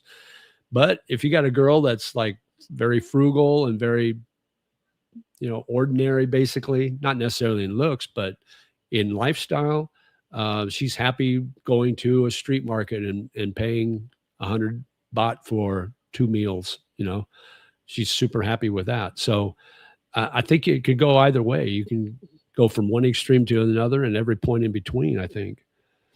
What's the rent for a small, nice 1-bedroom in a nice area near the beach? Well, there's no beach here in Bangkok, so you can get something fairly cheap in Hua Hin and Pattaya. I'm not sure what kind of prices, but I think you could probably find something that's decent for under 20,000 baht a month. So that's under $600. So probably around 500, you can probably find something. Damn tourists. Nope, I haven't been. Okay, awesome. I'll message you, Bobby, when I get done with the live stream.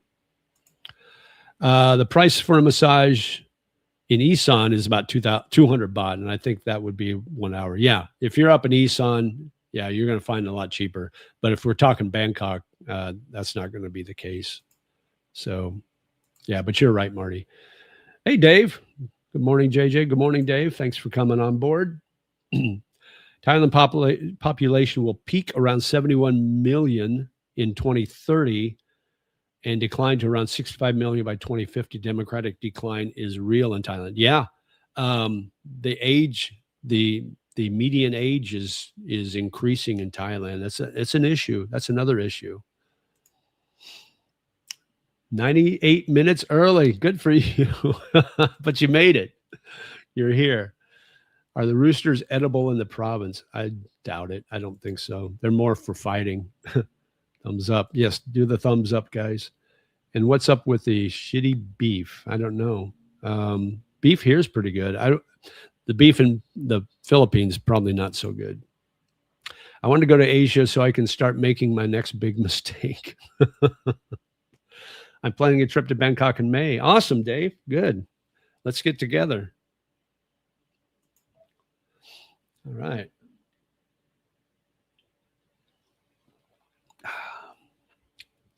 Got to have my coffee.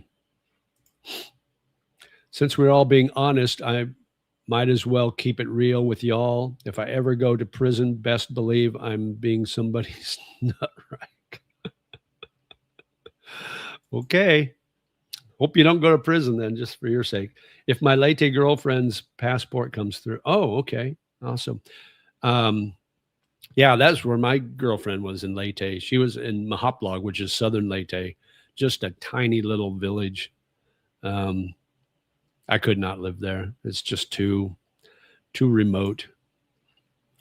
I'm guessing Thai prison is the real deal. Yeah, you're probably right. I don't plan on spending any time in any prison. I don't care what country. I'm going to keep everything clean, above board. How's your ed visa coming along? Good. We're about 2 weeks into level 2 on my courses. Got another new teacher, so this is our third teacher. But yeah, things are good. A lot of this level is more learning new vocabulary, learning sentence structure, things like that. How to write, obviously, and how to read. So that's a lot of what we're learning now.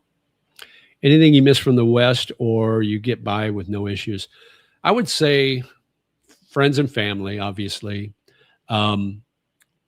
Football, American football. I miss going to college football games. I have to watch them here at like 2 a.m.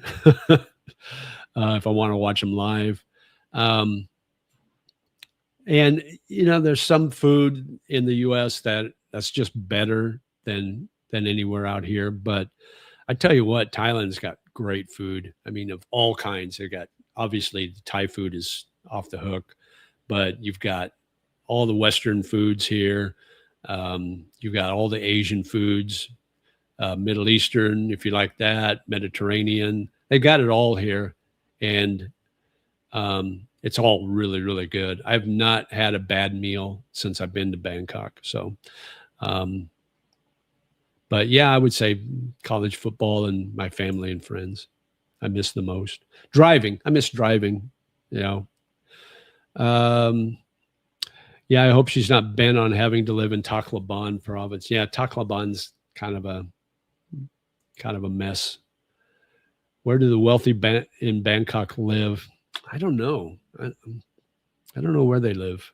I'm sure there are areas, but I don't think I've been there. I got canned by a Thai woman for stepping out of line. Uh-oh, not good. During COVID, I was asked if I wanted to teach in China. And you said, yes, no? How's your Thai girlfriend doing, the one you won't tell us about? That's another thing. I will never tell you guys about my relationships. You're just never going to know. How would you compare Filipinas versus Thai women? In what areas? I mean, it's easier to date Filipinas. They're a lot easier. especially age gap dating. That's a lot easier. Um, I think I think overall Thai women are more beautiful, but that's not to say that Filipinas aren't beautiful. But I think just overall, um, the majority of Thai women are more beautiful than Filipino women. Um, I think I think they dress better here in Thailand than the Philippines, and I think that's part of. I think partly because this is like a middle income or middle class country, whereas the Philippines is a lower class or poverty country. So it's just you're not going to see a lot of um, of women in the Philippines dressed really nice. Most of them are shorts, t-shirt, flip flops. You know, unless you get into like areas of Makati or BGC, and then you'll see them dress a little nicer. So Steve said no, he did not take the job. Okay. Why won't I talk about my relationship? Because I've seen YouTubers get crucified for being in a relationship and then it not working out. So it's like I'm not going to go there. I'm not. You'll never know when I'm dating a girl. You'll never know if I get married again. You'll never know any of that stuff. So I just want to keep that part of my life separate from my YouTube. I'm going to go to get me some pineapple over in Terminal 21 and hang out in the AC. Text me when you're done. Okay, I will. Would you ever consider moving back to the Philippines? I don't, you never say never, but right now I can't see me doing that, living there. I'll go back and visit, time to time. I don't mind that, but I don't see me living there. I just don't think it would be, I don't think I would be happy. Would like to buy you a Guinness when I get there for all the help on my way to Pattaya for Thai language school. Awesome. I think I would have chosen your school if not for the private VA affiliated clinic. Oh, okay. Awesome. Yeah, that's a big plus in Pattaya. You got that clinic there, the VA clinic. Why the difference? Why the difference between Filipina and Thai girls? Culture too. I mean, Thai girls, I think, are a little more conservative for the most part. And we're not talking about we're not going into the freelancers or the girls that work at bars. We're not talking about those girls. We're talking about a typical Thai girl versus a typical Filipina. I think Thai girls are more conservative. Yes, Filipinas are Catholic for the most part, but I think that term is very loosely given. I don't think they're strictly practicing Catholicism in the Philippines like you would think. But in Thailand, the majority are Buddhist, and I think that religion and that culture is a little more conservative, and so I think that plays a lot into it. Just my opinion. Would you be interested in having any more children with a younger woman? No, I'm too old to be a dad again. If now let me qualify that. If I got into a relationship with a woman that had a child already and I truly love that woman, then yeah, I would bring that child into our family. I wouldn't have a problem with that. But that child would have to be older. I could not do a toddler or younger. I just couldn't do that again. And I definitely couldn't have a new baby. First of all, I can't. I have had a vasectomy. I've been snipped, guys. So that's out of the question. But no, I would not. But if she already had a kid, then that would be something else. So good to know you're not just hanging out with Gio. Gio's in Africa, man. He'll be back April 1st, I think. But I don't think he's staying here. I think he's made a decision that he doesn't want to live full time in Bangkok. So we'll see. I'll let him just make that announcement, I guess. But that's just my gut feeling in Pattaya. Yeah. That new camera angle is great. Your girlfriend's input must be really helping the live stream quality. You guys, come on. I don't get the whole fear of discussing or revealing relationship status. I am married and very proud of my wife. Yeah, but you're not on YouTube. I mean, as far as I know. But let's take Geo, for instance.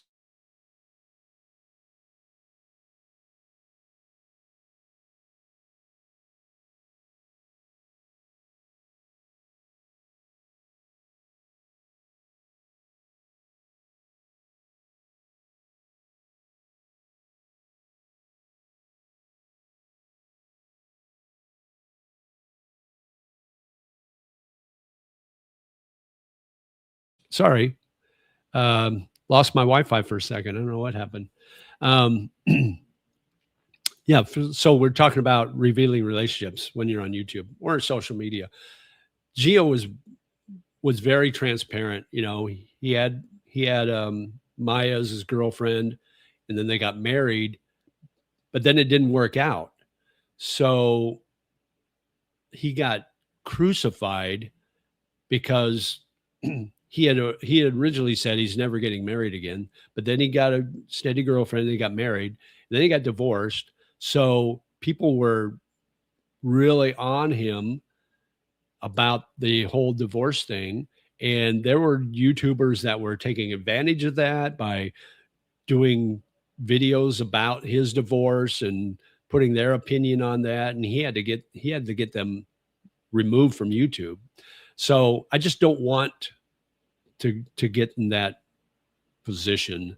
And I wouldn't think it would be fair for the girl, if I was in a relationship, to be in that position too. I just don't think that would be fair to her to be put in that relationship, be put in that position. So that's my feeling on it. But you know, other people have other ideas. Some people like to put their girl on their YouTube channel because if she's pretty, then they think that they'll get more views because she's pretty. There's a guy here, I think he's Australian, and I think his girlfriend's Thai. And I won't mention the name of the channel. You may know what I'm talking about, but that's all they do. He shows her all the time, and she's got a rocking body. So I don't blame him. But if it was just him, I doubt he would get nearly the views that he does by showing her off, because he'll show her in bikinis all the time. He'll show her getting these erotic massages where it's pretty much showing almost everything. And he gets a lot of views and he has a lot of subscribers because of that. But if she wasn't on there, who knows? It might not be that way. Let's see. Technology is on the verge of international translation. Okay. What's going on, man? Hey, Mohit 76. Just doing my thing. Are there a lot of bugs in Bangkok? No, there aren't. You don't see a lot. Once in a while, you'll see a fly or two here and there. I've never been bothered by mosquitoes. You know, I grew up in the Midwest in Nebraska, and the bugs are crazy there during the summer. You got moths and we call them millers, the smaller moths. They're everywhere. And you got the June bugs, and you got flies everywhere, and you got mosquitoes that are huge. And if you're driving down the highway, within a mile, your windshield is just splattered with bugs. But you don't have that here. It's not as prevalent as you would think. So it's not really an issue, which is great. How was the process? Was thinking of it, but scared. Well, I had to sit on a bag of ice for a few days. Is that the second cup of coffee on the table? Is that a second coffee cup on the table? Someone's definitely living their best life. Well, I got my Yeti, so everything stays hot now. I ordered that on Lazada, and I was a little afraid it was going to be a knockoff, but it's the real Yeti, so it keeps my stuff really warm. Mentioned Geo and it froze. Must be a jinx thing. No tricking a child out of JJ. So yeah, no, not going to happen. My youngest niece is a miracle baby post vasectomy. Uh-oh, careful. Well, my vasectomy was 29 years ago, so I doubt I've got any swimmers that aren't just dust by now. So I don't think I have to worry about it. He dumped that thing. Have you been victim of crime in Thailand? No, I have not. I've been scammed in the Philippines a couple of times, but not like mugged. Now, my friend from that I was out with last night, he got mugged in the Philippines. This was back when he was in the Navy, and he got robbed, but he'd been partying all night, so he only had like $20 left in his wallet, so he gave him that. And the robber was a jeepney driver and his accomplice, and he goes, "Okay, I'll give you." He goes, "I'm not going to give you my money," and the guy says, "Stab him," because he had like a screwdriver that was sharpened to a point. And he goes, "Okay, I'll give you my money, but you got to give me a ride back to the ship or to the wherever he was stationed." And so they did. They gave him a ride back. So it's like, okay, that was a $20 ride, a little more expensive than usual, but I thought that was a funny story. Wait, did anyone else see the reflection in the TV at 412? The mystery deepens. Yeah, you're full of it, dude. Pimps. Are you recovered from your accident? I'm recovering from my accident. It's a slow. I feel better. I got more motion in my shoulder now, but it still hurts. Like I sneezed this morning and my bruised ribs. Oh, that was definitely painful. I've sneezed twice since I've had this accident, and both times it felt like I got stabbed. It was really bad. Is it true the plane tickets to the other Asian places are really cheap? Example, Vietnam, Philippines, Tokyo. I haven't looked lately. It might be higher now because of the issues going on with Iran and the Strait of Hormuz. But it's really cheap to fly to like Vietnam. Tokyo probably. Philippines is a little higher price for some reason. I don't know why that is, but definitely Vietnam's cheap. I mean, I can do round trip for $100 from here to Da Nang or Ho Chi Minh City and back. So yeah, it is generally cheaper. That's what's great about having Bangkok as my home base, because I can fly. Like I want to go to Kuala Lumpur sometime this year, hopefully. And so the airline tickets are usually pretty cheap there. I can fly to like Da Nang, Vietnam again, or I can fly to Tokyo or Philippines relatively cheap. I think Philippines is about $200 round trip, but the other places are a lot cheaper. So yeah, that's what's nice about having Bangkok as your home base. You got 2 international airports to choose. Sewer rats are a problem here.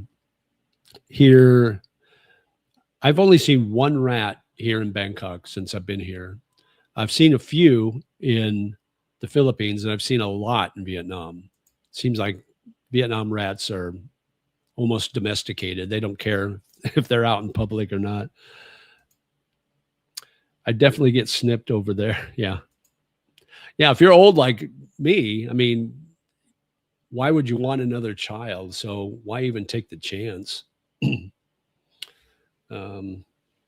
But I would wrap up your buddy anyway, guys, because you just never know about, other things you can get mugged.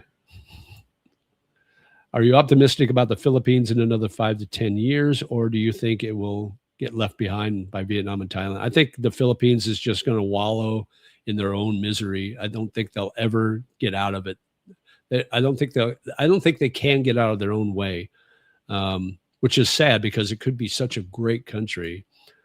He bargained with the thief. Yeah, isn't that funny?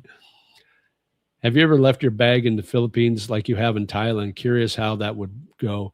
I have not. If I had, I probably would have to get a new bag because I think that would be gone. For some reason, I just don't think people are as honest. What was your accident? Oh, I got in a motorcycle accident when I was in Hua Hin. Went down there last weekend to do a 2-day golf outing, and got in an accident the first day before we even got on the golf course. Fractured my scapula back here. Might have fractured my shoulder. They're not sure. Bruised my ribs on the right side. So I'm slowly on the mend. I feel a lot better, but the ribs still hurt and the back still hurts on occasion. I'm just loading up on ibuprofen every once in a while. Takes time, bro. Yeah. Hang in there. Yeah. Have you considered exploring the south of India, like Kerala or Goa or even Maldives? My buddy went to Maldives. He's a diver, though. I'm not a diver. So he loved it. He said that was the best dive he ever had. I've never had any inkling, any remote thought of going to India. Just not on my radar at all. Do you think you may have a cracked rib from the fall? I don't know. He said it was just probably bruised, but I don't know if that x-ray, they sent me the x-rays, but for some reason they only sent me the 2 shoulder x-rays. They didn't send me the back x-ray. But I don't know. I don't know. I mean, I wouldn't know what it would feel like if there'd be any difference between a cracked or a bruised rib. But it's getting better every day. I think if it was cracked, I would have a hard time breathing, I would think. But I don't know. Da Nang looks banging. I love Da Nang. That's one of my favorite cities. Motorcycle accident. The story reminds me of stories from my Navy days. Yeah. Well, this was back when he was in the Navy, so it would have been probably mid-90s, I would say. From Pattaya when I was there. Oh, right. Oh, your Navy days. Yeah, I bet that was fun. Snakes, Asian water monitors. Yeah, if you go to Lumpini Park, you're going to see lots of monitor lizards there. They're everywhere there, and some of them you might see in Benjikiti Park, but I've never seen any in Benjikiti. But snakes, I did see one snake when I was living in Samut Prakan. It was during the rainy season, so it was like probably November, something like that. And I was walking home, and I got inside the gate of my condo building, and I'm walking around the side. I never went through the front. I always walked around the side where the parking garages are, and I went in the back building because that's where my unit was, took the elevators. But when I walked around the side, on the sidewalk there, right at the building, there was a snake. I videotaped it because I wanted to post it in my shorts, but I ended up never doing it. But that was the only snake I ever saw, and I don't know what kind of snake it was. I don't know if it was poisonous or not. I couldn't even tell you. It was probably about 3.5 feet long. So it wasn't huge, but it was definitely a snake. Do the doctors prescribe narcotic pain pills for broken bones?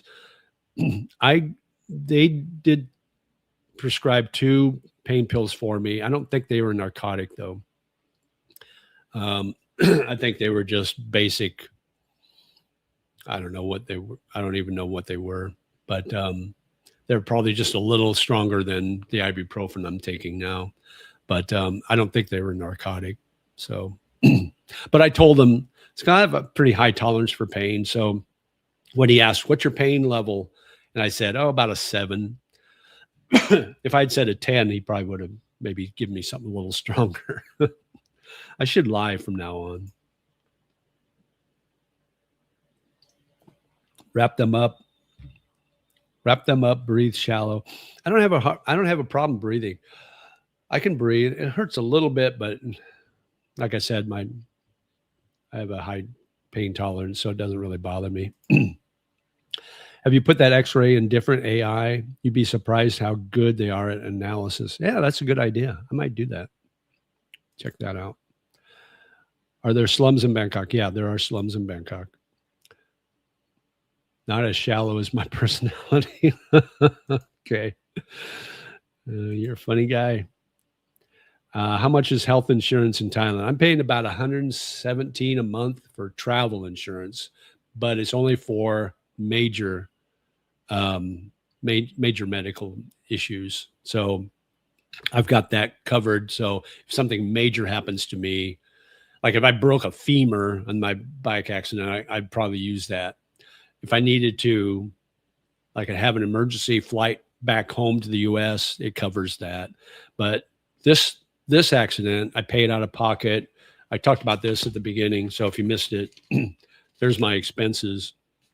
It came to 2,872 baht, but they gave me a refund because I couldn't come back every day to have my bandages redressed for my scrape on my knee.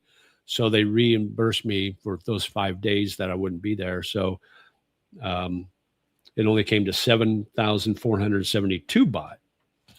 And then the next day I went and met with a orthopedic surgeon, and that was another 1,000. So the whole thing cost about $270 total. So I just paid out of pocket. It was a lot easier for me. Red and yellow will kill a fellow. Red and black, you okay, Jack? You talk about bruising? I saw a little bit of yellow on my side where my ribs are, and the doctor saw that too. So the red and black is like you're got internal bleeding. Is that what you mean? I assume that's what you meant. Of a shipmate has a story from Pattaya about a ladyboy. We told him, and he was so sure we were wrong because he had never heard of one. Oh, they can definitely fool you here. Snake.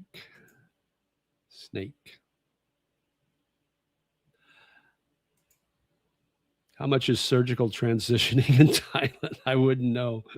Are you interested, Eaton? Are you asking for a friend or what? I don't know, but I heard they do a pretty good job. They even do they'll shave your Adam's apple. There's a very famous lady boy here in Thailand that had that operation. She's got a little scar there, but if she keeps her chin down, you don't notice it. But there's a YouTube channel here that interviewed her a couple of times.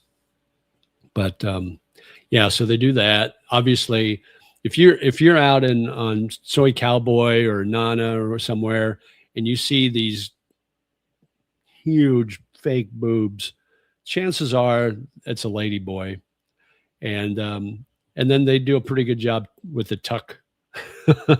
But some of them are post-op, so some of them don't even have the same plumbing as they did when they were born. So sometimes it's hard to tell. Red and yellow snake. Oh, red and yellow snakes. Oh, okay. This was black, like a dark color, as far as I can remember. So I don't know. Thai insurance, Pacific Cross, 10 million baht coverage, 40,000 baht deductible. I bought when I was 62. I'm 70 now. The premium is 78,000 baht a year, and I'm getting 20% no claims discount. Nice. All right, so let's break this down. Let's put it in US dollars so you guys can kind of figure out what he's talking about here. So 10 million baht coverage is a little over, it's about $309,000 in coverage. So that's pretty decent coverage. And then 40,000 baht deductible. That's about 1,200 baht, a little over 1,200. I'm sorry, $1,200 deductible. So that's pretty good. And then 78,000 a year in premium. So that's $2,400. So that's about $200 a month. That's not bad. And then you get a 20% discount on that, or is the 78,000 your 20% discount. So that's not bad, actually. And will it go up as you age, Marty, or will it only go up if you actually have to use the insurance? I'd be interested to know that. Some people travel from the U.S. to Thailand for medical care. Yeah, medical care is really good here. It's top notch, especially here in Thailand, especially the private hospitals. That's a banana split. Yeah, that's a banana split. 2408. There you go. 78,000. Yeah. Yeah, that's about $2,400 a year in premium, which is a lot cheaper than what I would be paying in the U.S. if I didn't have like Medicare or whatever. Doctors in the U.S. can be not very good. How about in Thailand? I think they're good. I mean, my doctor was really good. The doctors in the U.S. Here's my take on it. I think they're so embedded with big pharma and all that they push the drugs that the big pharma is paying them to push. So they're going to prescribe you medicine that you may not need, or procedures that you may not need. Well, my doctor, my orthopedic surgeon that looked at my shoulder, he said, well, you should have it. The only way to tell if it's broke or if it's just bruised is to do a CT scan, which he told me was 9,000 baht. And I asked him, I go, well, what's the difference in treatment if it's just a bruise or if it's broke? He goes, really no treatment, no difference. You can't really treat a broken bone or a fracture on your shoulder. So I said, well, okay, well, in that case, I don't want the CT scan. He goes, well, that's a good choice. So he actually told me that was a good choice to not do the CT scan, because really, if it doesn't matter if it's broke or not, this treatment's the same. And so I saved 9,000 baht by not doing it. My shipmate sure found out Ladyboy was not post-op. We had to stop him before he did something to land him in Thai jail. Yeah. Yeah, that's the problem. A lot of these ladyboys won't tell you up front. They hope for the best, and sometimes that's not a good thing. I find out if the price increases this year at 70 years. Okay, yeah. Let me know, Marty. I'm getting close there. You 65 plus got Medicare. Yeah. I got just the first part. I didn't pay for the second part because I can't use it here. So it does me no good unless I'm in the US. So you should do a healthcare video, JJ, now that you have some real experience with it. I did a video. My last video is about my accident and my medical care. So I got that. But it hasn't hit 1,000 views yet, so it didn't get a lot of views. So heal well. Thanks for the entertainment. No problem, Pepster. Thanks for coming on board this morning. So we still got 35 on, so we'll keep going. As long as I got coffee, we'll keep going. Chat's been great today. You guys have been awesome. It's make my job real easy. Just reading your comments. What else is on you guys' mind? We'll go to the bottom of the hour. Still, if we got people on, we'll keep going. But we'll go to the bottom of the hour. Anything else on your mind? We got St. Patrick's Day coming up. You guys got plans for St. Patty's Day? Are you going to be in Bangkok? If you are, let me know. I'll join you for a Guinness.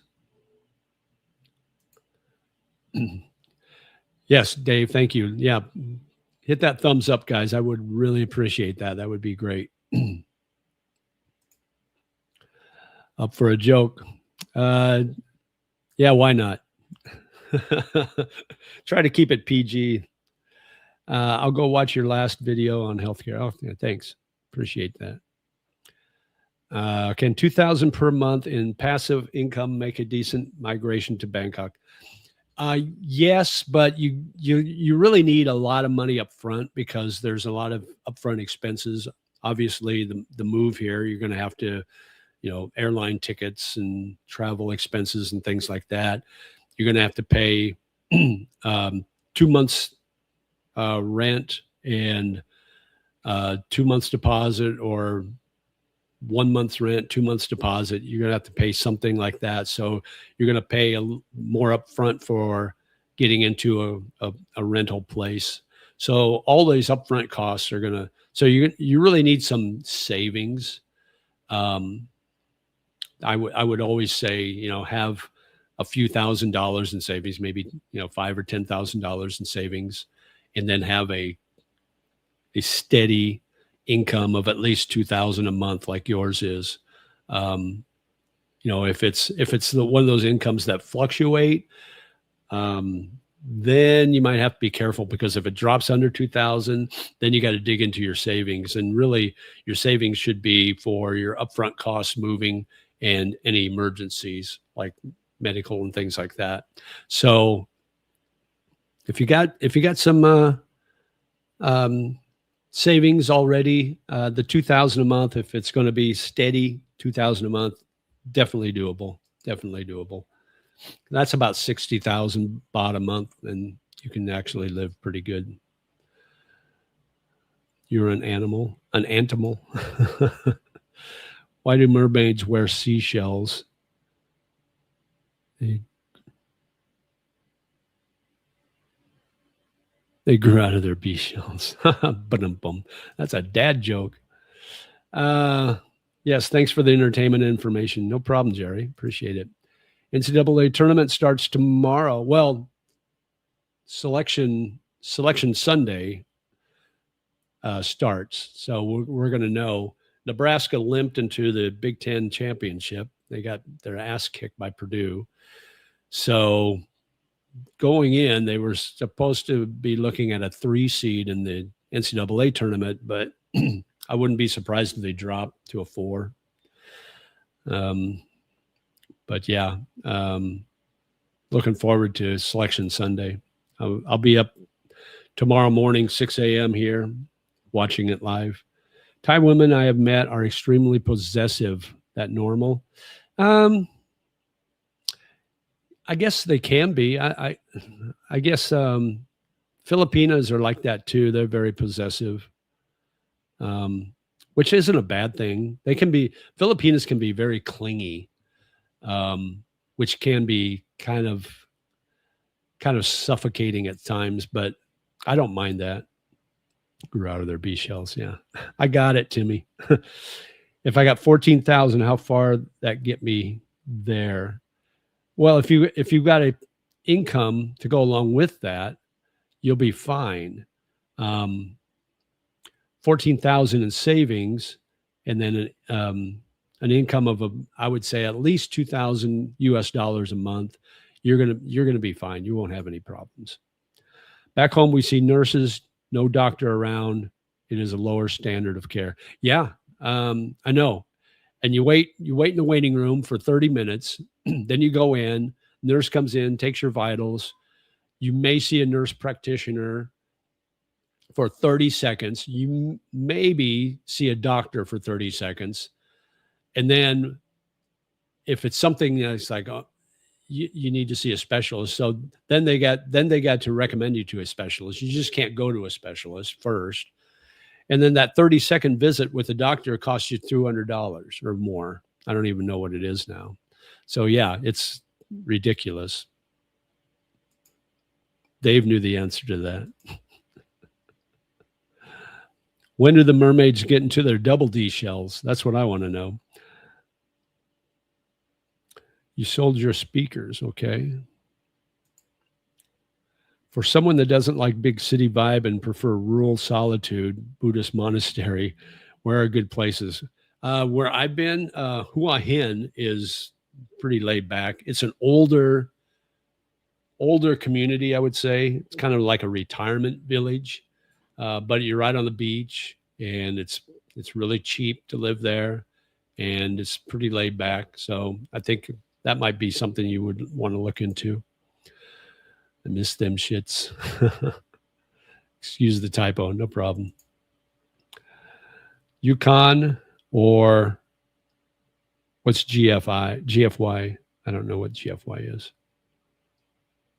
Yukon. Michigan squeaked by Wisconsin today. Was that the final or is that the semis? Finals are tonight, right? I'm in the process of getting my life in 2 backpacks. Good for you. Yeah. You know what, guys? Don't bring a lot of clothes. You can buy clothes here, um, and you can buy them really cheap and really decent clothes here. So just bring maybe a week's worth of clothes. You don't need all that stuff. I see guys, I see guys walking and they look like shit. I mean, their t-shirts look like they're 20 years old. They're all stretched out and they're wearing these old cargo pants and old flip-flops. And I'm thinking to myself, it's like, did they actually pack those clothes in their luggage when they came here? It's like, why would you pack? Is that the best outfit they've got? It's like, dude, just pack some basic stuff, underwear, socks, few pairs of shorts, few shirts, get here and go to the night markets and buy some cheap clothes that are nice, and you'll be golden, and you'll be golden because you can buy a whole wardrobe. You can fill your whole closet for under, 5,000 baht probably. Sold my 71 Chevelle. Oh, nice. I had a 66 Mustang I wish I still had. Getting ready. How much stuff did you take with you from the West? I had like 2 suitcases. I took too much. I took suits because I thought I would use them for work, and I didn't. So I gave all that away. Right now, I've got a closet that I probably need to go through and get rid of a lot of clothes that I don't wear anymore. But I didn't take a lot of extra stuff. I took some DVDs, movies that I had, which I have a DVD player now here. So I've actually been watching some of those movies. It's been kind of cool. But yeah, just don't take a lot. I bought everything I needed here. Will you go to Bali for holiday? Probably not. I've heard Bali's kind of gotten off the rails a little bit, a little too touristy, a little too crowded. With 14K, get a TEFL and earn some dough to go broke slower. Yeah, I've got my 120, I think a 120-hour TEFL because I was going to teach English. But now, once I get into retirement, well, with an education visa and a retirement visa, you can't work here in Thailand. So even if I wanted to, I couldn't. But I have no desire to work. They got good tailors there. Yeah, they do. A lot of good tailors here. Filipinas I have met are okay with very open relationships. That's very unusual. I would dress poorly to fit in with poor locals. Yeah. Well, you don't want to show off your wealth. You don't want to go to, but you don't want to go to the other extreme, because then you're not going to get, if you're looking to date Thai women, nobody's going to look at you. You're just going to be one of those broke ass farang. So you don't want that. Large size you might have to bring with you, and some good hot weather travel clothing can be good. Yeah. If you're like a triple X guy, you probably need to bring more stuff with you. What is DVD? I don't even know what it stands for. It's a way to watch movies. I'm kidding. But I've got Amazon Prime, so I got movies on that I bought. So, but with DVDs, you actually own the movie. Amazon Prime, you don't really own it, even though you bought it. You got game? Okay, good. Glad to hear. You mentioned DVD. Can I get a Blu-ray player if I bring a few Blu-rays and DVDs?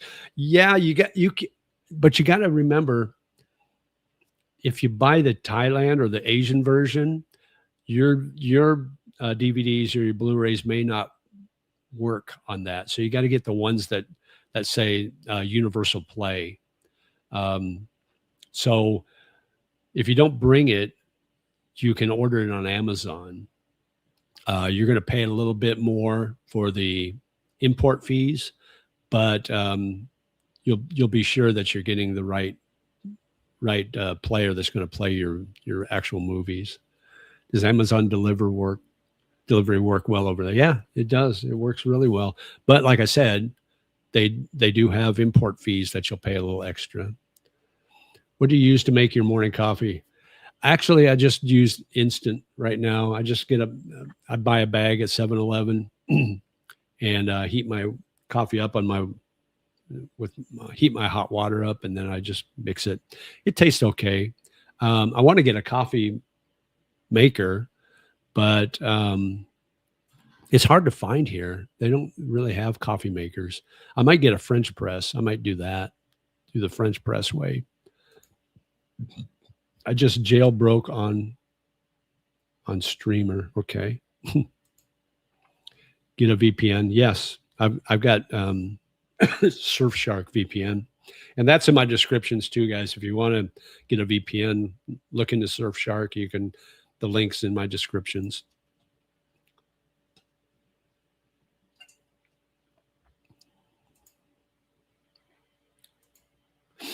Are there decent gyms in your area? I got a great gym on the 42nd floor or 41st floor of my condo building. But there are good gyms. There are really good gyms here. There's one right down on between Brompong and Asok. It's called 24 Fitness or something like that, or 24 Fit. And it's really good. And they've got a lot of good gyms. A little pricey, but if you need the full ensemble of everything you need to get a full workout, you'll probably have to get a gym membership. The gym upstairs, the fitness center upstairs, is good for me. I just do the basics. I don't do anything, too extreme. But they got the dumbbells that go up to 50 pounds. They got the weight machines. They got a barbell rack, so you can lift. You can do some free weights. And they got they got the treadmills and they got the bikes, so they got everything I need. Then question is it worth it? Is what worth it? What were we talking about? Oh, the DVD. Yeah, I think so. I mean, if you got a bunch of movies that you like watching on a regular basis, yeah, I think it's worth it. It's not that DVDs are cheap. You can get a DVD for like $30 now. Don't be lazy with your coffee. Yeah, I know. I love coffee, but if I go out, there's a neat little coffee shop right across the street from my condo. It's called Sarah J's, and there's people I see there when I go there that go there almost every day, so I know them and I can sit with them. I like to go down to 39 Craft Coffee, which is right off Sukhumvit, because I can buy my Thai food, go inside, order my coffee, and eat my food and have my coffee super cheap. So those are the two places I really like. Cafe Amazon's good. Tom and Tom's is good. On Streamer, you can get crazy shit. Yeah. On Streamer, I've never been on Streamer. How much might gym cost? I don't know, man. Let me look. Let me Google it for you. I can tell you in a second. I want to say maybe $30 to $50 a month.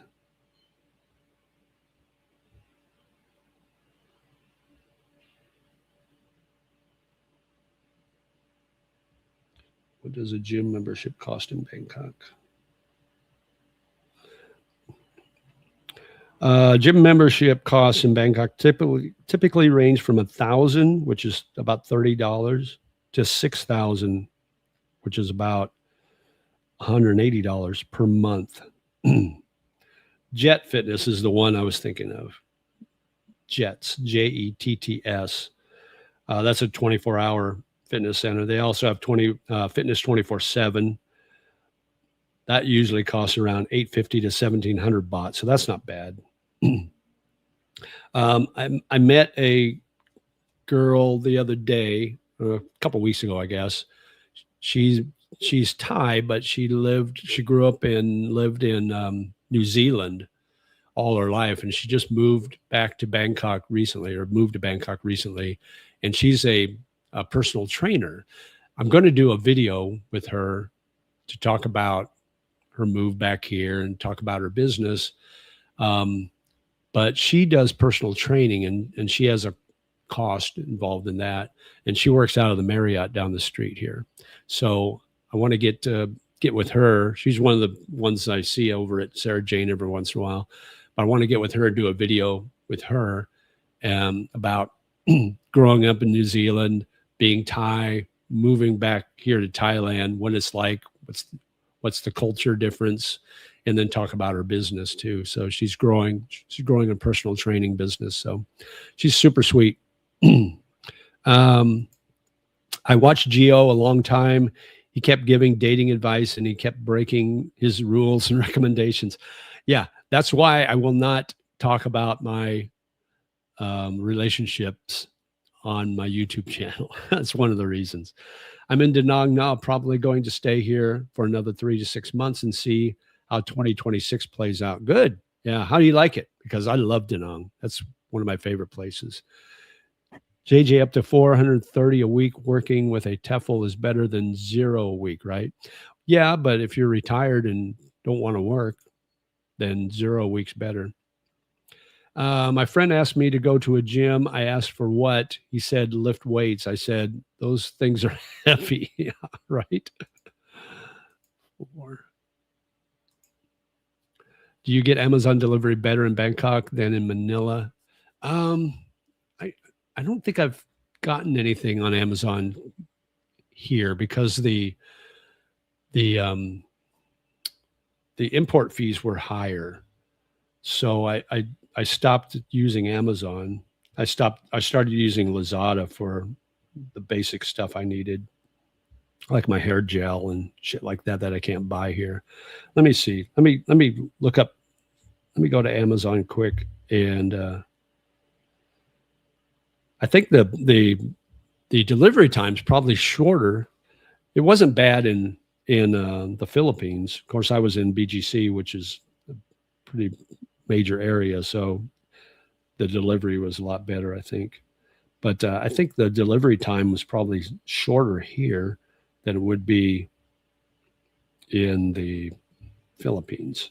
So let me see. If I wanted to order a vlog camera,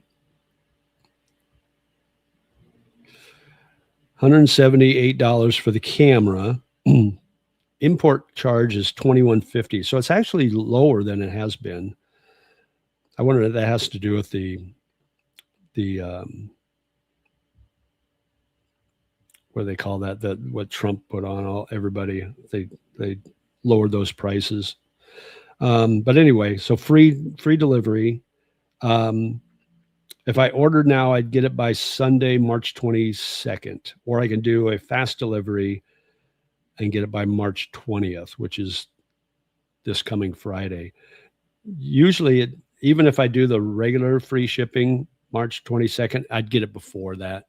So that's not bad. $21 import charge. That's not too bad. So I may start using Amazon again. I'd like an Amazon Fire Stick. I have one. I have an Amazon Fire Stick that I ordered through Lazada, actually. And that's how I watch all my stuff on TV. They're cracking down on the private TV. Yeah. On streamer. Is it easy to access very Thai cultural things? Example, 1,000-hand dance shows, etc. Yeah, they've got Marty can probably, if Marty, you're still on, you can probably answer this better than me. Marty's lived here a long time. But yeah, you can definitely just embrace the culture here fairly easily. They've got all kinds of things going on all the time here, especially in Bangkok. Those things are heavy. Yeah, got it. Don't kiss and tell. Nope. How long have you been in education visa training, and how fluent have you become so far? So some guy gave me a crap because he said, "Oh, your school sucks because you're not learning like these other schools." But my school is different because like I got a buddy, he went to another school, but he just learned how to speak Thai. He didn't learn how to read or write it. We're learning how to read and write and speak it and understand it all at once. So the process is a little slower. So we just started level 2. So I started back at the end of September. So we're talking October, November, December, January, February. So not quite 6 months in, and I can speak okay. I can read Thai pretty good now. I just don't have the vocabulary built up to know what each word means yet. Writing is a little hard. That's probably the hardest thing to write Thai, because you got to know which consonant to use for each sound, because so you got like 7 consonants that have the T sound, basically. You've got 7 or 8 consonants that have a K sound. You got 7 or 8 that have a R, or a few that have an R sound, a few that have an S sound, but you got to know which consonant to use for each word. I don't know that. I'm not to that level yet. So the writing part is going to be the hardest. So I think it's going pretty well. Like when we went to Hua Hin, our Grab guy, our Grab driver, he and I were having a conversation. I could kind of understand what he was saying. And then if I wanted to reply, sometimes there was a word I didn't know, so I'd have to look it up. And then I could put that in the sentence that I knew how to structure, so I can answer him in that sentence.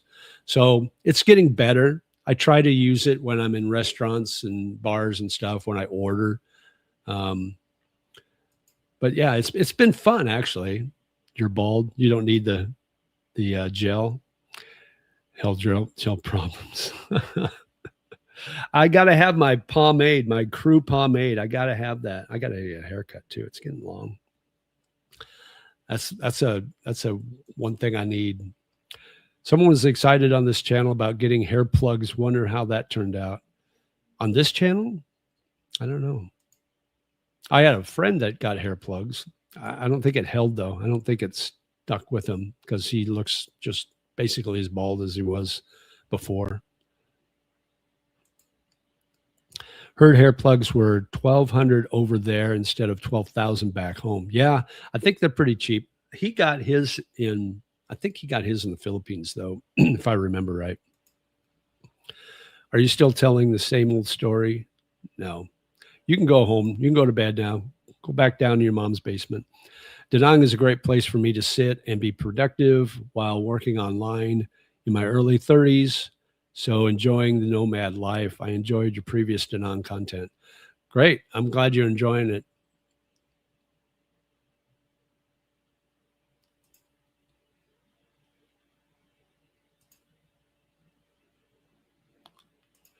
Let's see. I get the codes for a year, $40 a year. Okay, cool. Get the translated cheat. Right. I need to get a like a Thai English Thai dictionary. I was looking on Lazada for those, but I didn't know, because if I want to look up a word, I could just look up in the dictionary in alphabetical order, find the word, find what the Thai word is for it, and then I could use that in my sentences. I think I'll have to go to a bookstore. I might go to a bookstore this week and see if I can find one. How many hours per week do you spend in class, and how many hours studying outside of class? So the class is from 1:30 to 3, about 3, a little after 3. So about an hour and a half, and it's 4 days a week. And then I probably spend about an hour a day just going over what we learned in the class that day, or the day before. My friend has them. His head looks like a pincushion. AI. Hey, cut it out. Don't pick on JJ. He's injured. No shit. That's okay. He won't bother us again. Trolls don't understand that I have the last word on my channel, so he's been banned. He's gone. Earpods, new iPhone. Yeah, definitely. Well, most of my equipment I got through Amazon. So like my camera here, I bought that on Amazon. Um, my old gimbal I got on Amazon. My phone I actually bought here because I was using this phone, and then the selfie camera got wet, and so it's no good anymore. But my other phone is actually on the table back there. That's the phone I use for my YouTube videos. I bought that at MBK Mall, the one that got raided by the cops for having all the fake knockoff brands. I got my remote, my Boya mics. I got this through Amazon, so I really love these mics. And then my new gimbal, because my old gimbal gave out, stopped. My new gimbal is a DJI, and I really like it. But I bought this at the Fortune Town Mall, which is over on Rama 9, which is by my school. And I really like this new one. It's really nice. So, but my gear bag, I bought my gear bag at on Nana at the right at the corner of Nana and Sukhumvit. They got that store there that sells bags and luggage and hats and things like that. So I bought that, and I really like that gear bag. That's the one I've left 3 different times all over Bangkok, and I've gone back every time, and it's been there waiting for me. So, but there's probably $600 or more. Well, if my phone's in there, it's probably over $1,000 of stuff in that bag. So I've been lucky that it's been back. It's been there every time I've gone back. You're my favorite trans YouTuber. Okay, good for you. China is a short flight. Yep, it is. I want to go to Shanghai. I got a buddy. He's Chinese, and he used to live in BGC, but he's back in China now. And he told me if I wanted to go to Shanghai, he would show me around. He knows Shanghai. So I definitely want to go there sometime.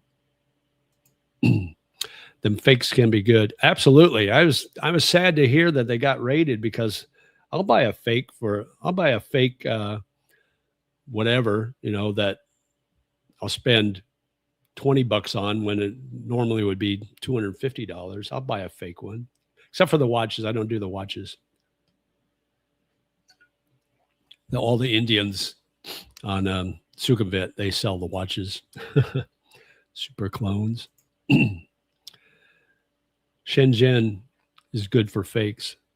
Shenzhen is where I was going to teach English. That's just north of Hong Kong. And at that time, my girlfriend was working in Hong Kong, so I was going to work in Shenzhen and then go down, visit her on weekends. Never made it. Pepster is a machine gun on messages. I know, right? I wish I got paid by the message. That would be cool.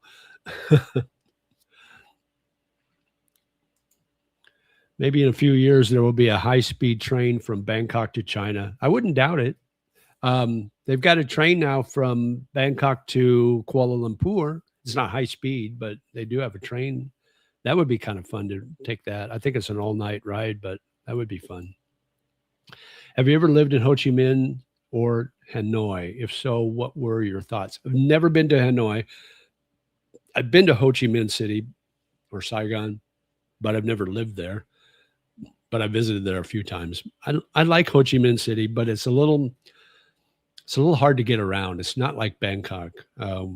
They do have one train line now that they just opened last year, so they're working on the transportation issues, infrastructure, but it's still not up to where Tokyo is or where Bangkok is. But yeah, it's just a little too hectic for me as far as being able to get around. Up a $400 fake Rolex is the same shit as real. It all looks real on the outside, just like fake boobs, right? I'm thinking out loud like an Anderson. Okay.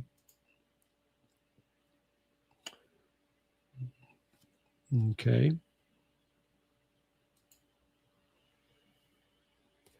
All right, guys. Boy, we're at 2:46. We're working up on 3 hours. I'll go up to the top of the hour. I'll go up to 12 o'clock, and then I haven't eaten yet. So my buddy wants to go to Chatuchak Market, so I'll take him there, get something to eat there. The train is behind schedule. It already goes through Laos to the Thailand border. Okay, so they're planning on extending that up into China. That's cool. Well, they're supposed to put a subway in Manila. I doubt that'll ever come to fruition. The money that was supposed to go to that has probably been spent by somebody already. Hey, all right. Thanks for the $2 super chat. Canadian dollars. Awesome. JJ, this was a great chat. Glad you are on the mend. Thank you so much for the super chat. I appreciate it, man. There's my Guinness for Tuesday. They are Frankenstein clones. The dealers can't tell the difference. Well, a lot of these, like the Nike shirts and the Adidas shirts, they're made in the same factory. They just might have a blemish, something that's off, that they can't make it. They won't pass the real markets, so they sell it in these other places. So I have no problem with that. Whatever, doesn't matter to me.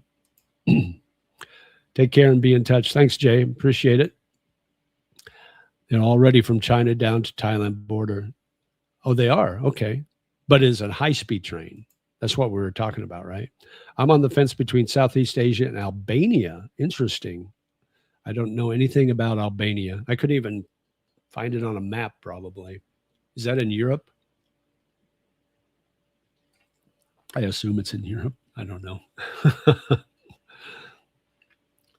Albania. Interesting. 5% gray area. Okay.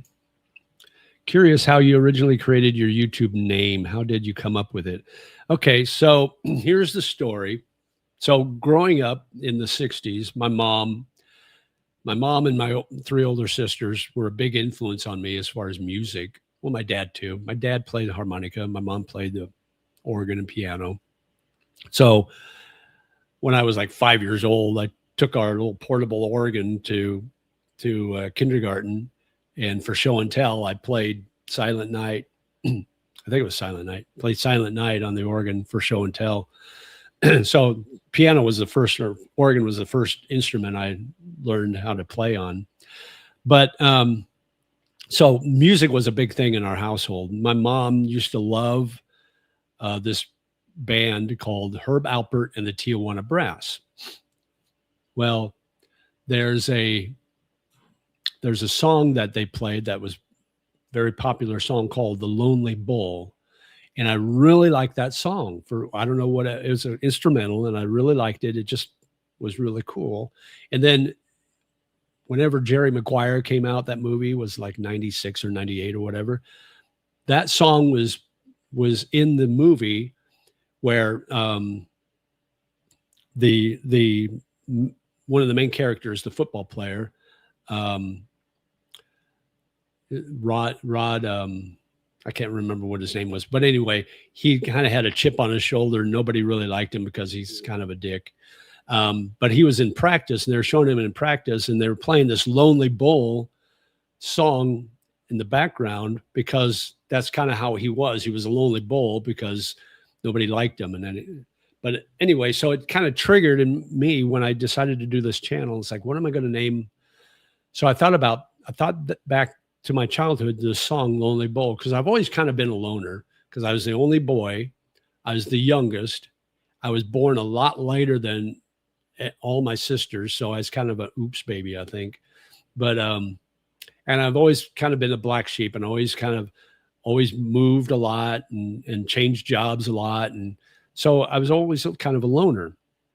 So I thought about, okay, I could be like Lonely Bull.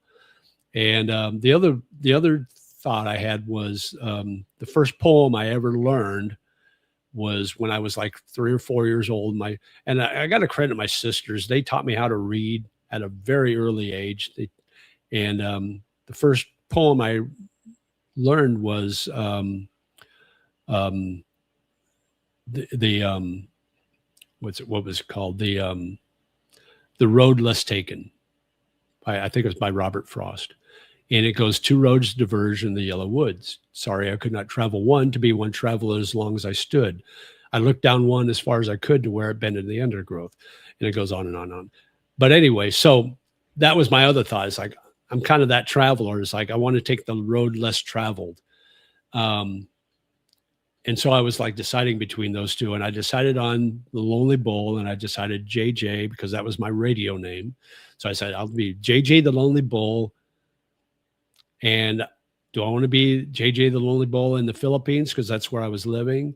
It's like, you know what? But I want to show my experiences everywhere I go. So I used Asia. So that's how I became up with JJ the Lonely Bull in Asia. Yeah.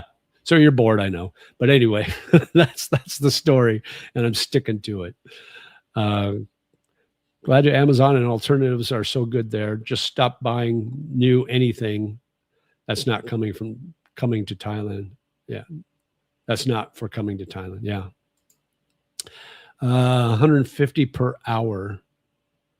150 per hour. Albania is in Europe, second to Thailand for me. Awesome. I'll have to check into that. I've never really thought about Europe much. A street vendor grabbed all his watches and ran when police approached, dropping a fake watch. When I tried to hand the watch to the policeman, he told me to put it in my pocket. Okay. Got yourself a free watch. I lived in Greece, but the EU is hard for people leaving that can support themselves. Really? I didn't know that. South of former Yugoslavia. Okay. So Eastern Europe, which is better than Western Europe from what I understand. I play all the time. Nice. 100 miles per hour in China has a variety of fast trains. Nice. I had in-sound stage. I miss my Apogee speakers. Designed in Massachusetts by an ex-sound engineer from Northrop. Cool. Original ribbons. Okay. I like the personal flair. Great story. Excellent poem by Robert Frost. Yeah, I think so too. You should pierce your septum. What? Leave my septum out of this. It's closer and I have friends there. You have friends in your septum? 1 year visa for Americans. Okay. Kind of going off the rails there, Pepster. I don't know where you're getting your ideas, but anyway, so let's kind of wrap things up. We're caught up on chat. We're getting up to almost 2 hours. So I'll go 5 more minutes and then I'm out. I'm getting hungry and I think my buddy's probably waiting for me. So Albania has no visa entry for Americans for 1 year, then leave 30 days, come back for 1 year and repeat. Nice. Awesome. So there's no cost at all. In Europe, Turkey. Yeah, exactly. That's a good deal. What's the cost of living like there? How much are things there? Next time you guys see me, I'll have my hair cut. I tell them to just cut all the gray out. That's why I wear the gel, because it kind of hides the gray, gives it a little sheen, a little shine. No cost. Okay, nice.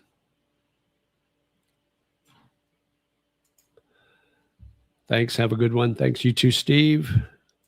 Cheap. Albania's cheap. Okay, cool. Do they speak English there? That would be my question. Or what is the language there? Is it what do they speak? Comparable to Western Asia. Okay. Interesting how the Philippines released their digital nomad visa almost a year ago. I haven't heard of a single person who has applied and taken it. Either have I. Yeah, I think that's been a bust. Why would you do that? Why would you sign up for that when you can just go there on a tourist visa and live there for 3 years and still work and nobody ever says anything? Thank you. Thank your secret Thai girlfriend for nursing you back to health for us. Right. About the same as Thailand. Infrastructure more like the Philippines. Oh, well, that's not good. Somewhat. Thanks for the great chat today. Thank you, Dave, for coming on. Albanian. They speak Albanian. Okay. What is that, kind of similar to Russian, or is that kind of in the ballpark, or do they speak English there at all, or would I have a problem going there not speaking any Albanian? I would think if they let Americans in for a year with nothing to pay, I would think there'd be a lot more people that would speak American or speak English there, just to deal with the stupid Americans that come there. But anyway, all right, guys. No more on the chat. Let's go ahead and finish up. If you got any other comments, go ahead and give me a quick comment. 6-hour ferry to Bari, Italy. 30-minute ferry to Corfu, Greece. Oh, cool. Yeah, Europe's so different than America. It's like, some guys like driving through Europe. It's like, yeah, what'd you do today? Well, I drove from Spain into France into wherever. It's like, what'd you do today? Well, I drove through Texas. Same amount of time. Let's see, Albanian. English is issue except in capital. Older folks forget it. Younger people speak quite a bit. Okay, so kind of like here, I would guess. If you're in the capital city like Bangkok and the touristy areas, you probably wouldn't have a problem. That would be a great name for a bar. What would be a great name for a bar? Thumbs up, everyone. Yes, please give me a thumbs up before you take off. And I appreciate you guys all coming on. I appreciate the likes. And again, Jay, thanks for the super chat. I appreciate you, man. And if you guys are in Bangkok, look me up. If you're going to be around on St. Patrick's Day, I'll be at one of those bars that we talked about. So, yes, peace, Adam. Well, have fun in Da Nang, and maybe we'll see you sometime either there or stupid American. That's me. I'm a stupid American too. I can say that. Thanks, Jerry. Yeah, you're welcome. Appreciate you guys. All right. Have a great one. We will talk to you next time, next Sunday. And until then, have yourself a great one. As always, live life, my friend. And sabay sabay. We'll talk to you again next time.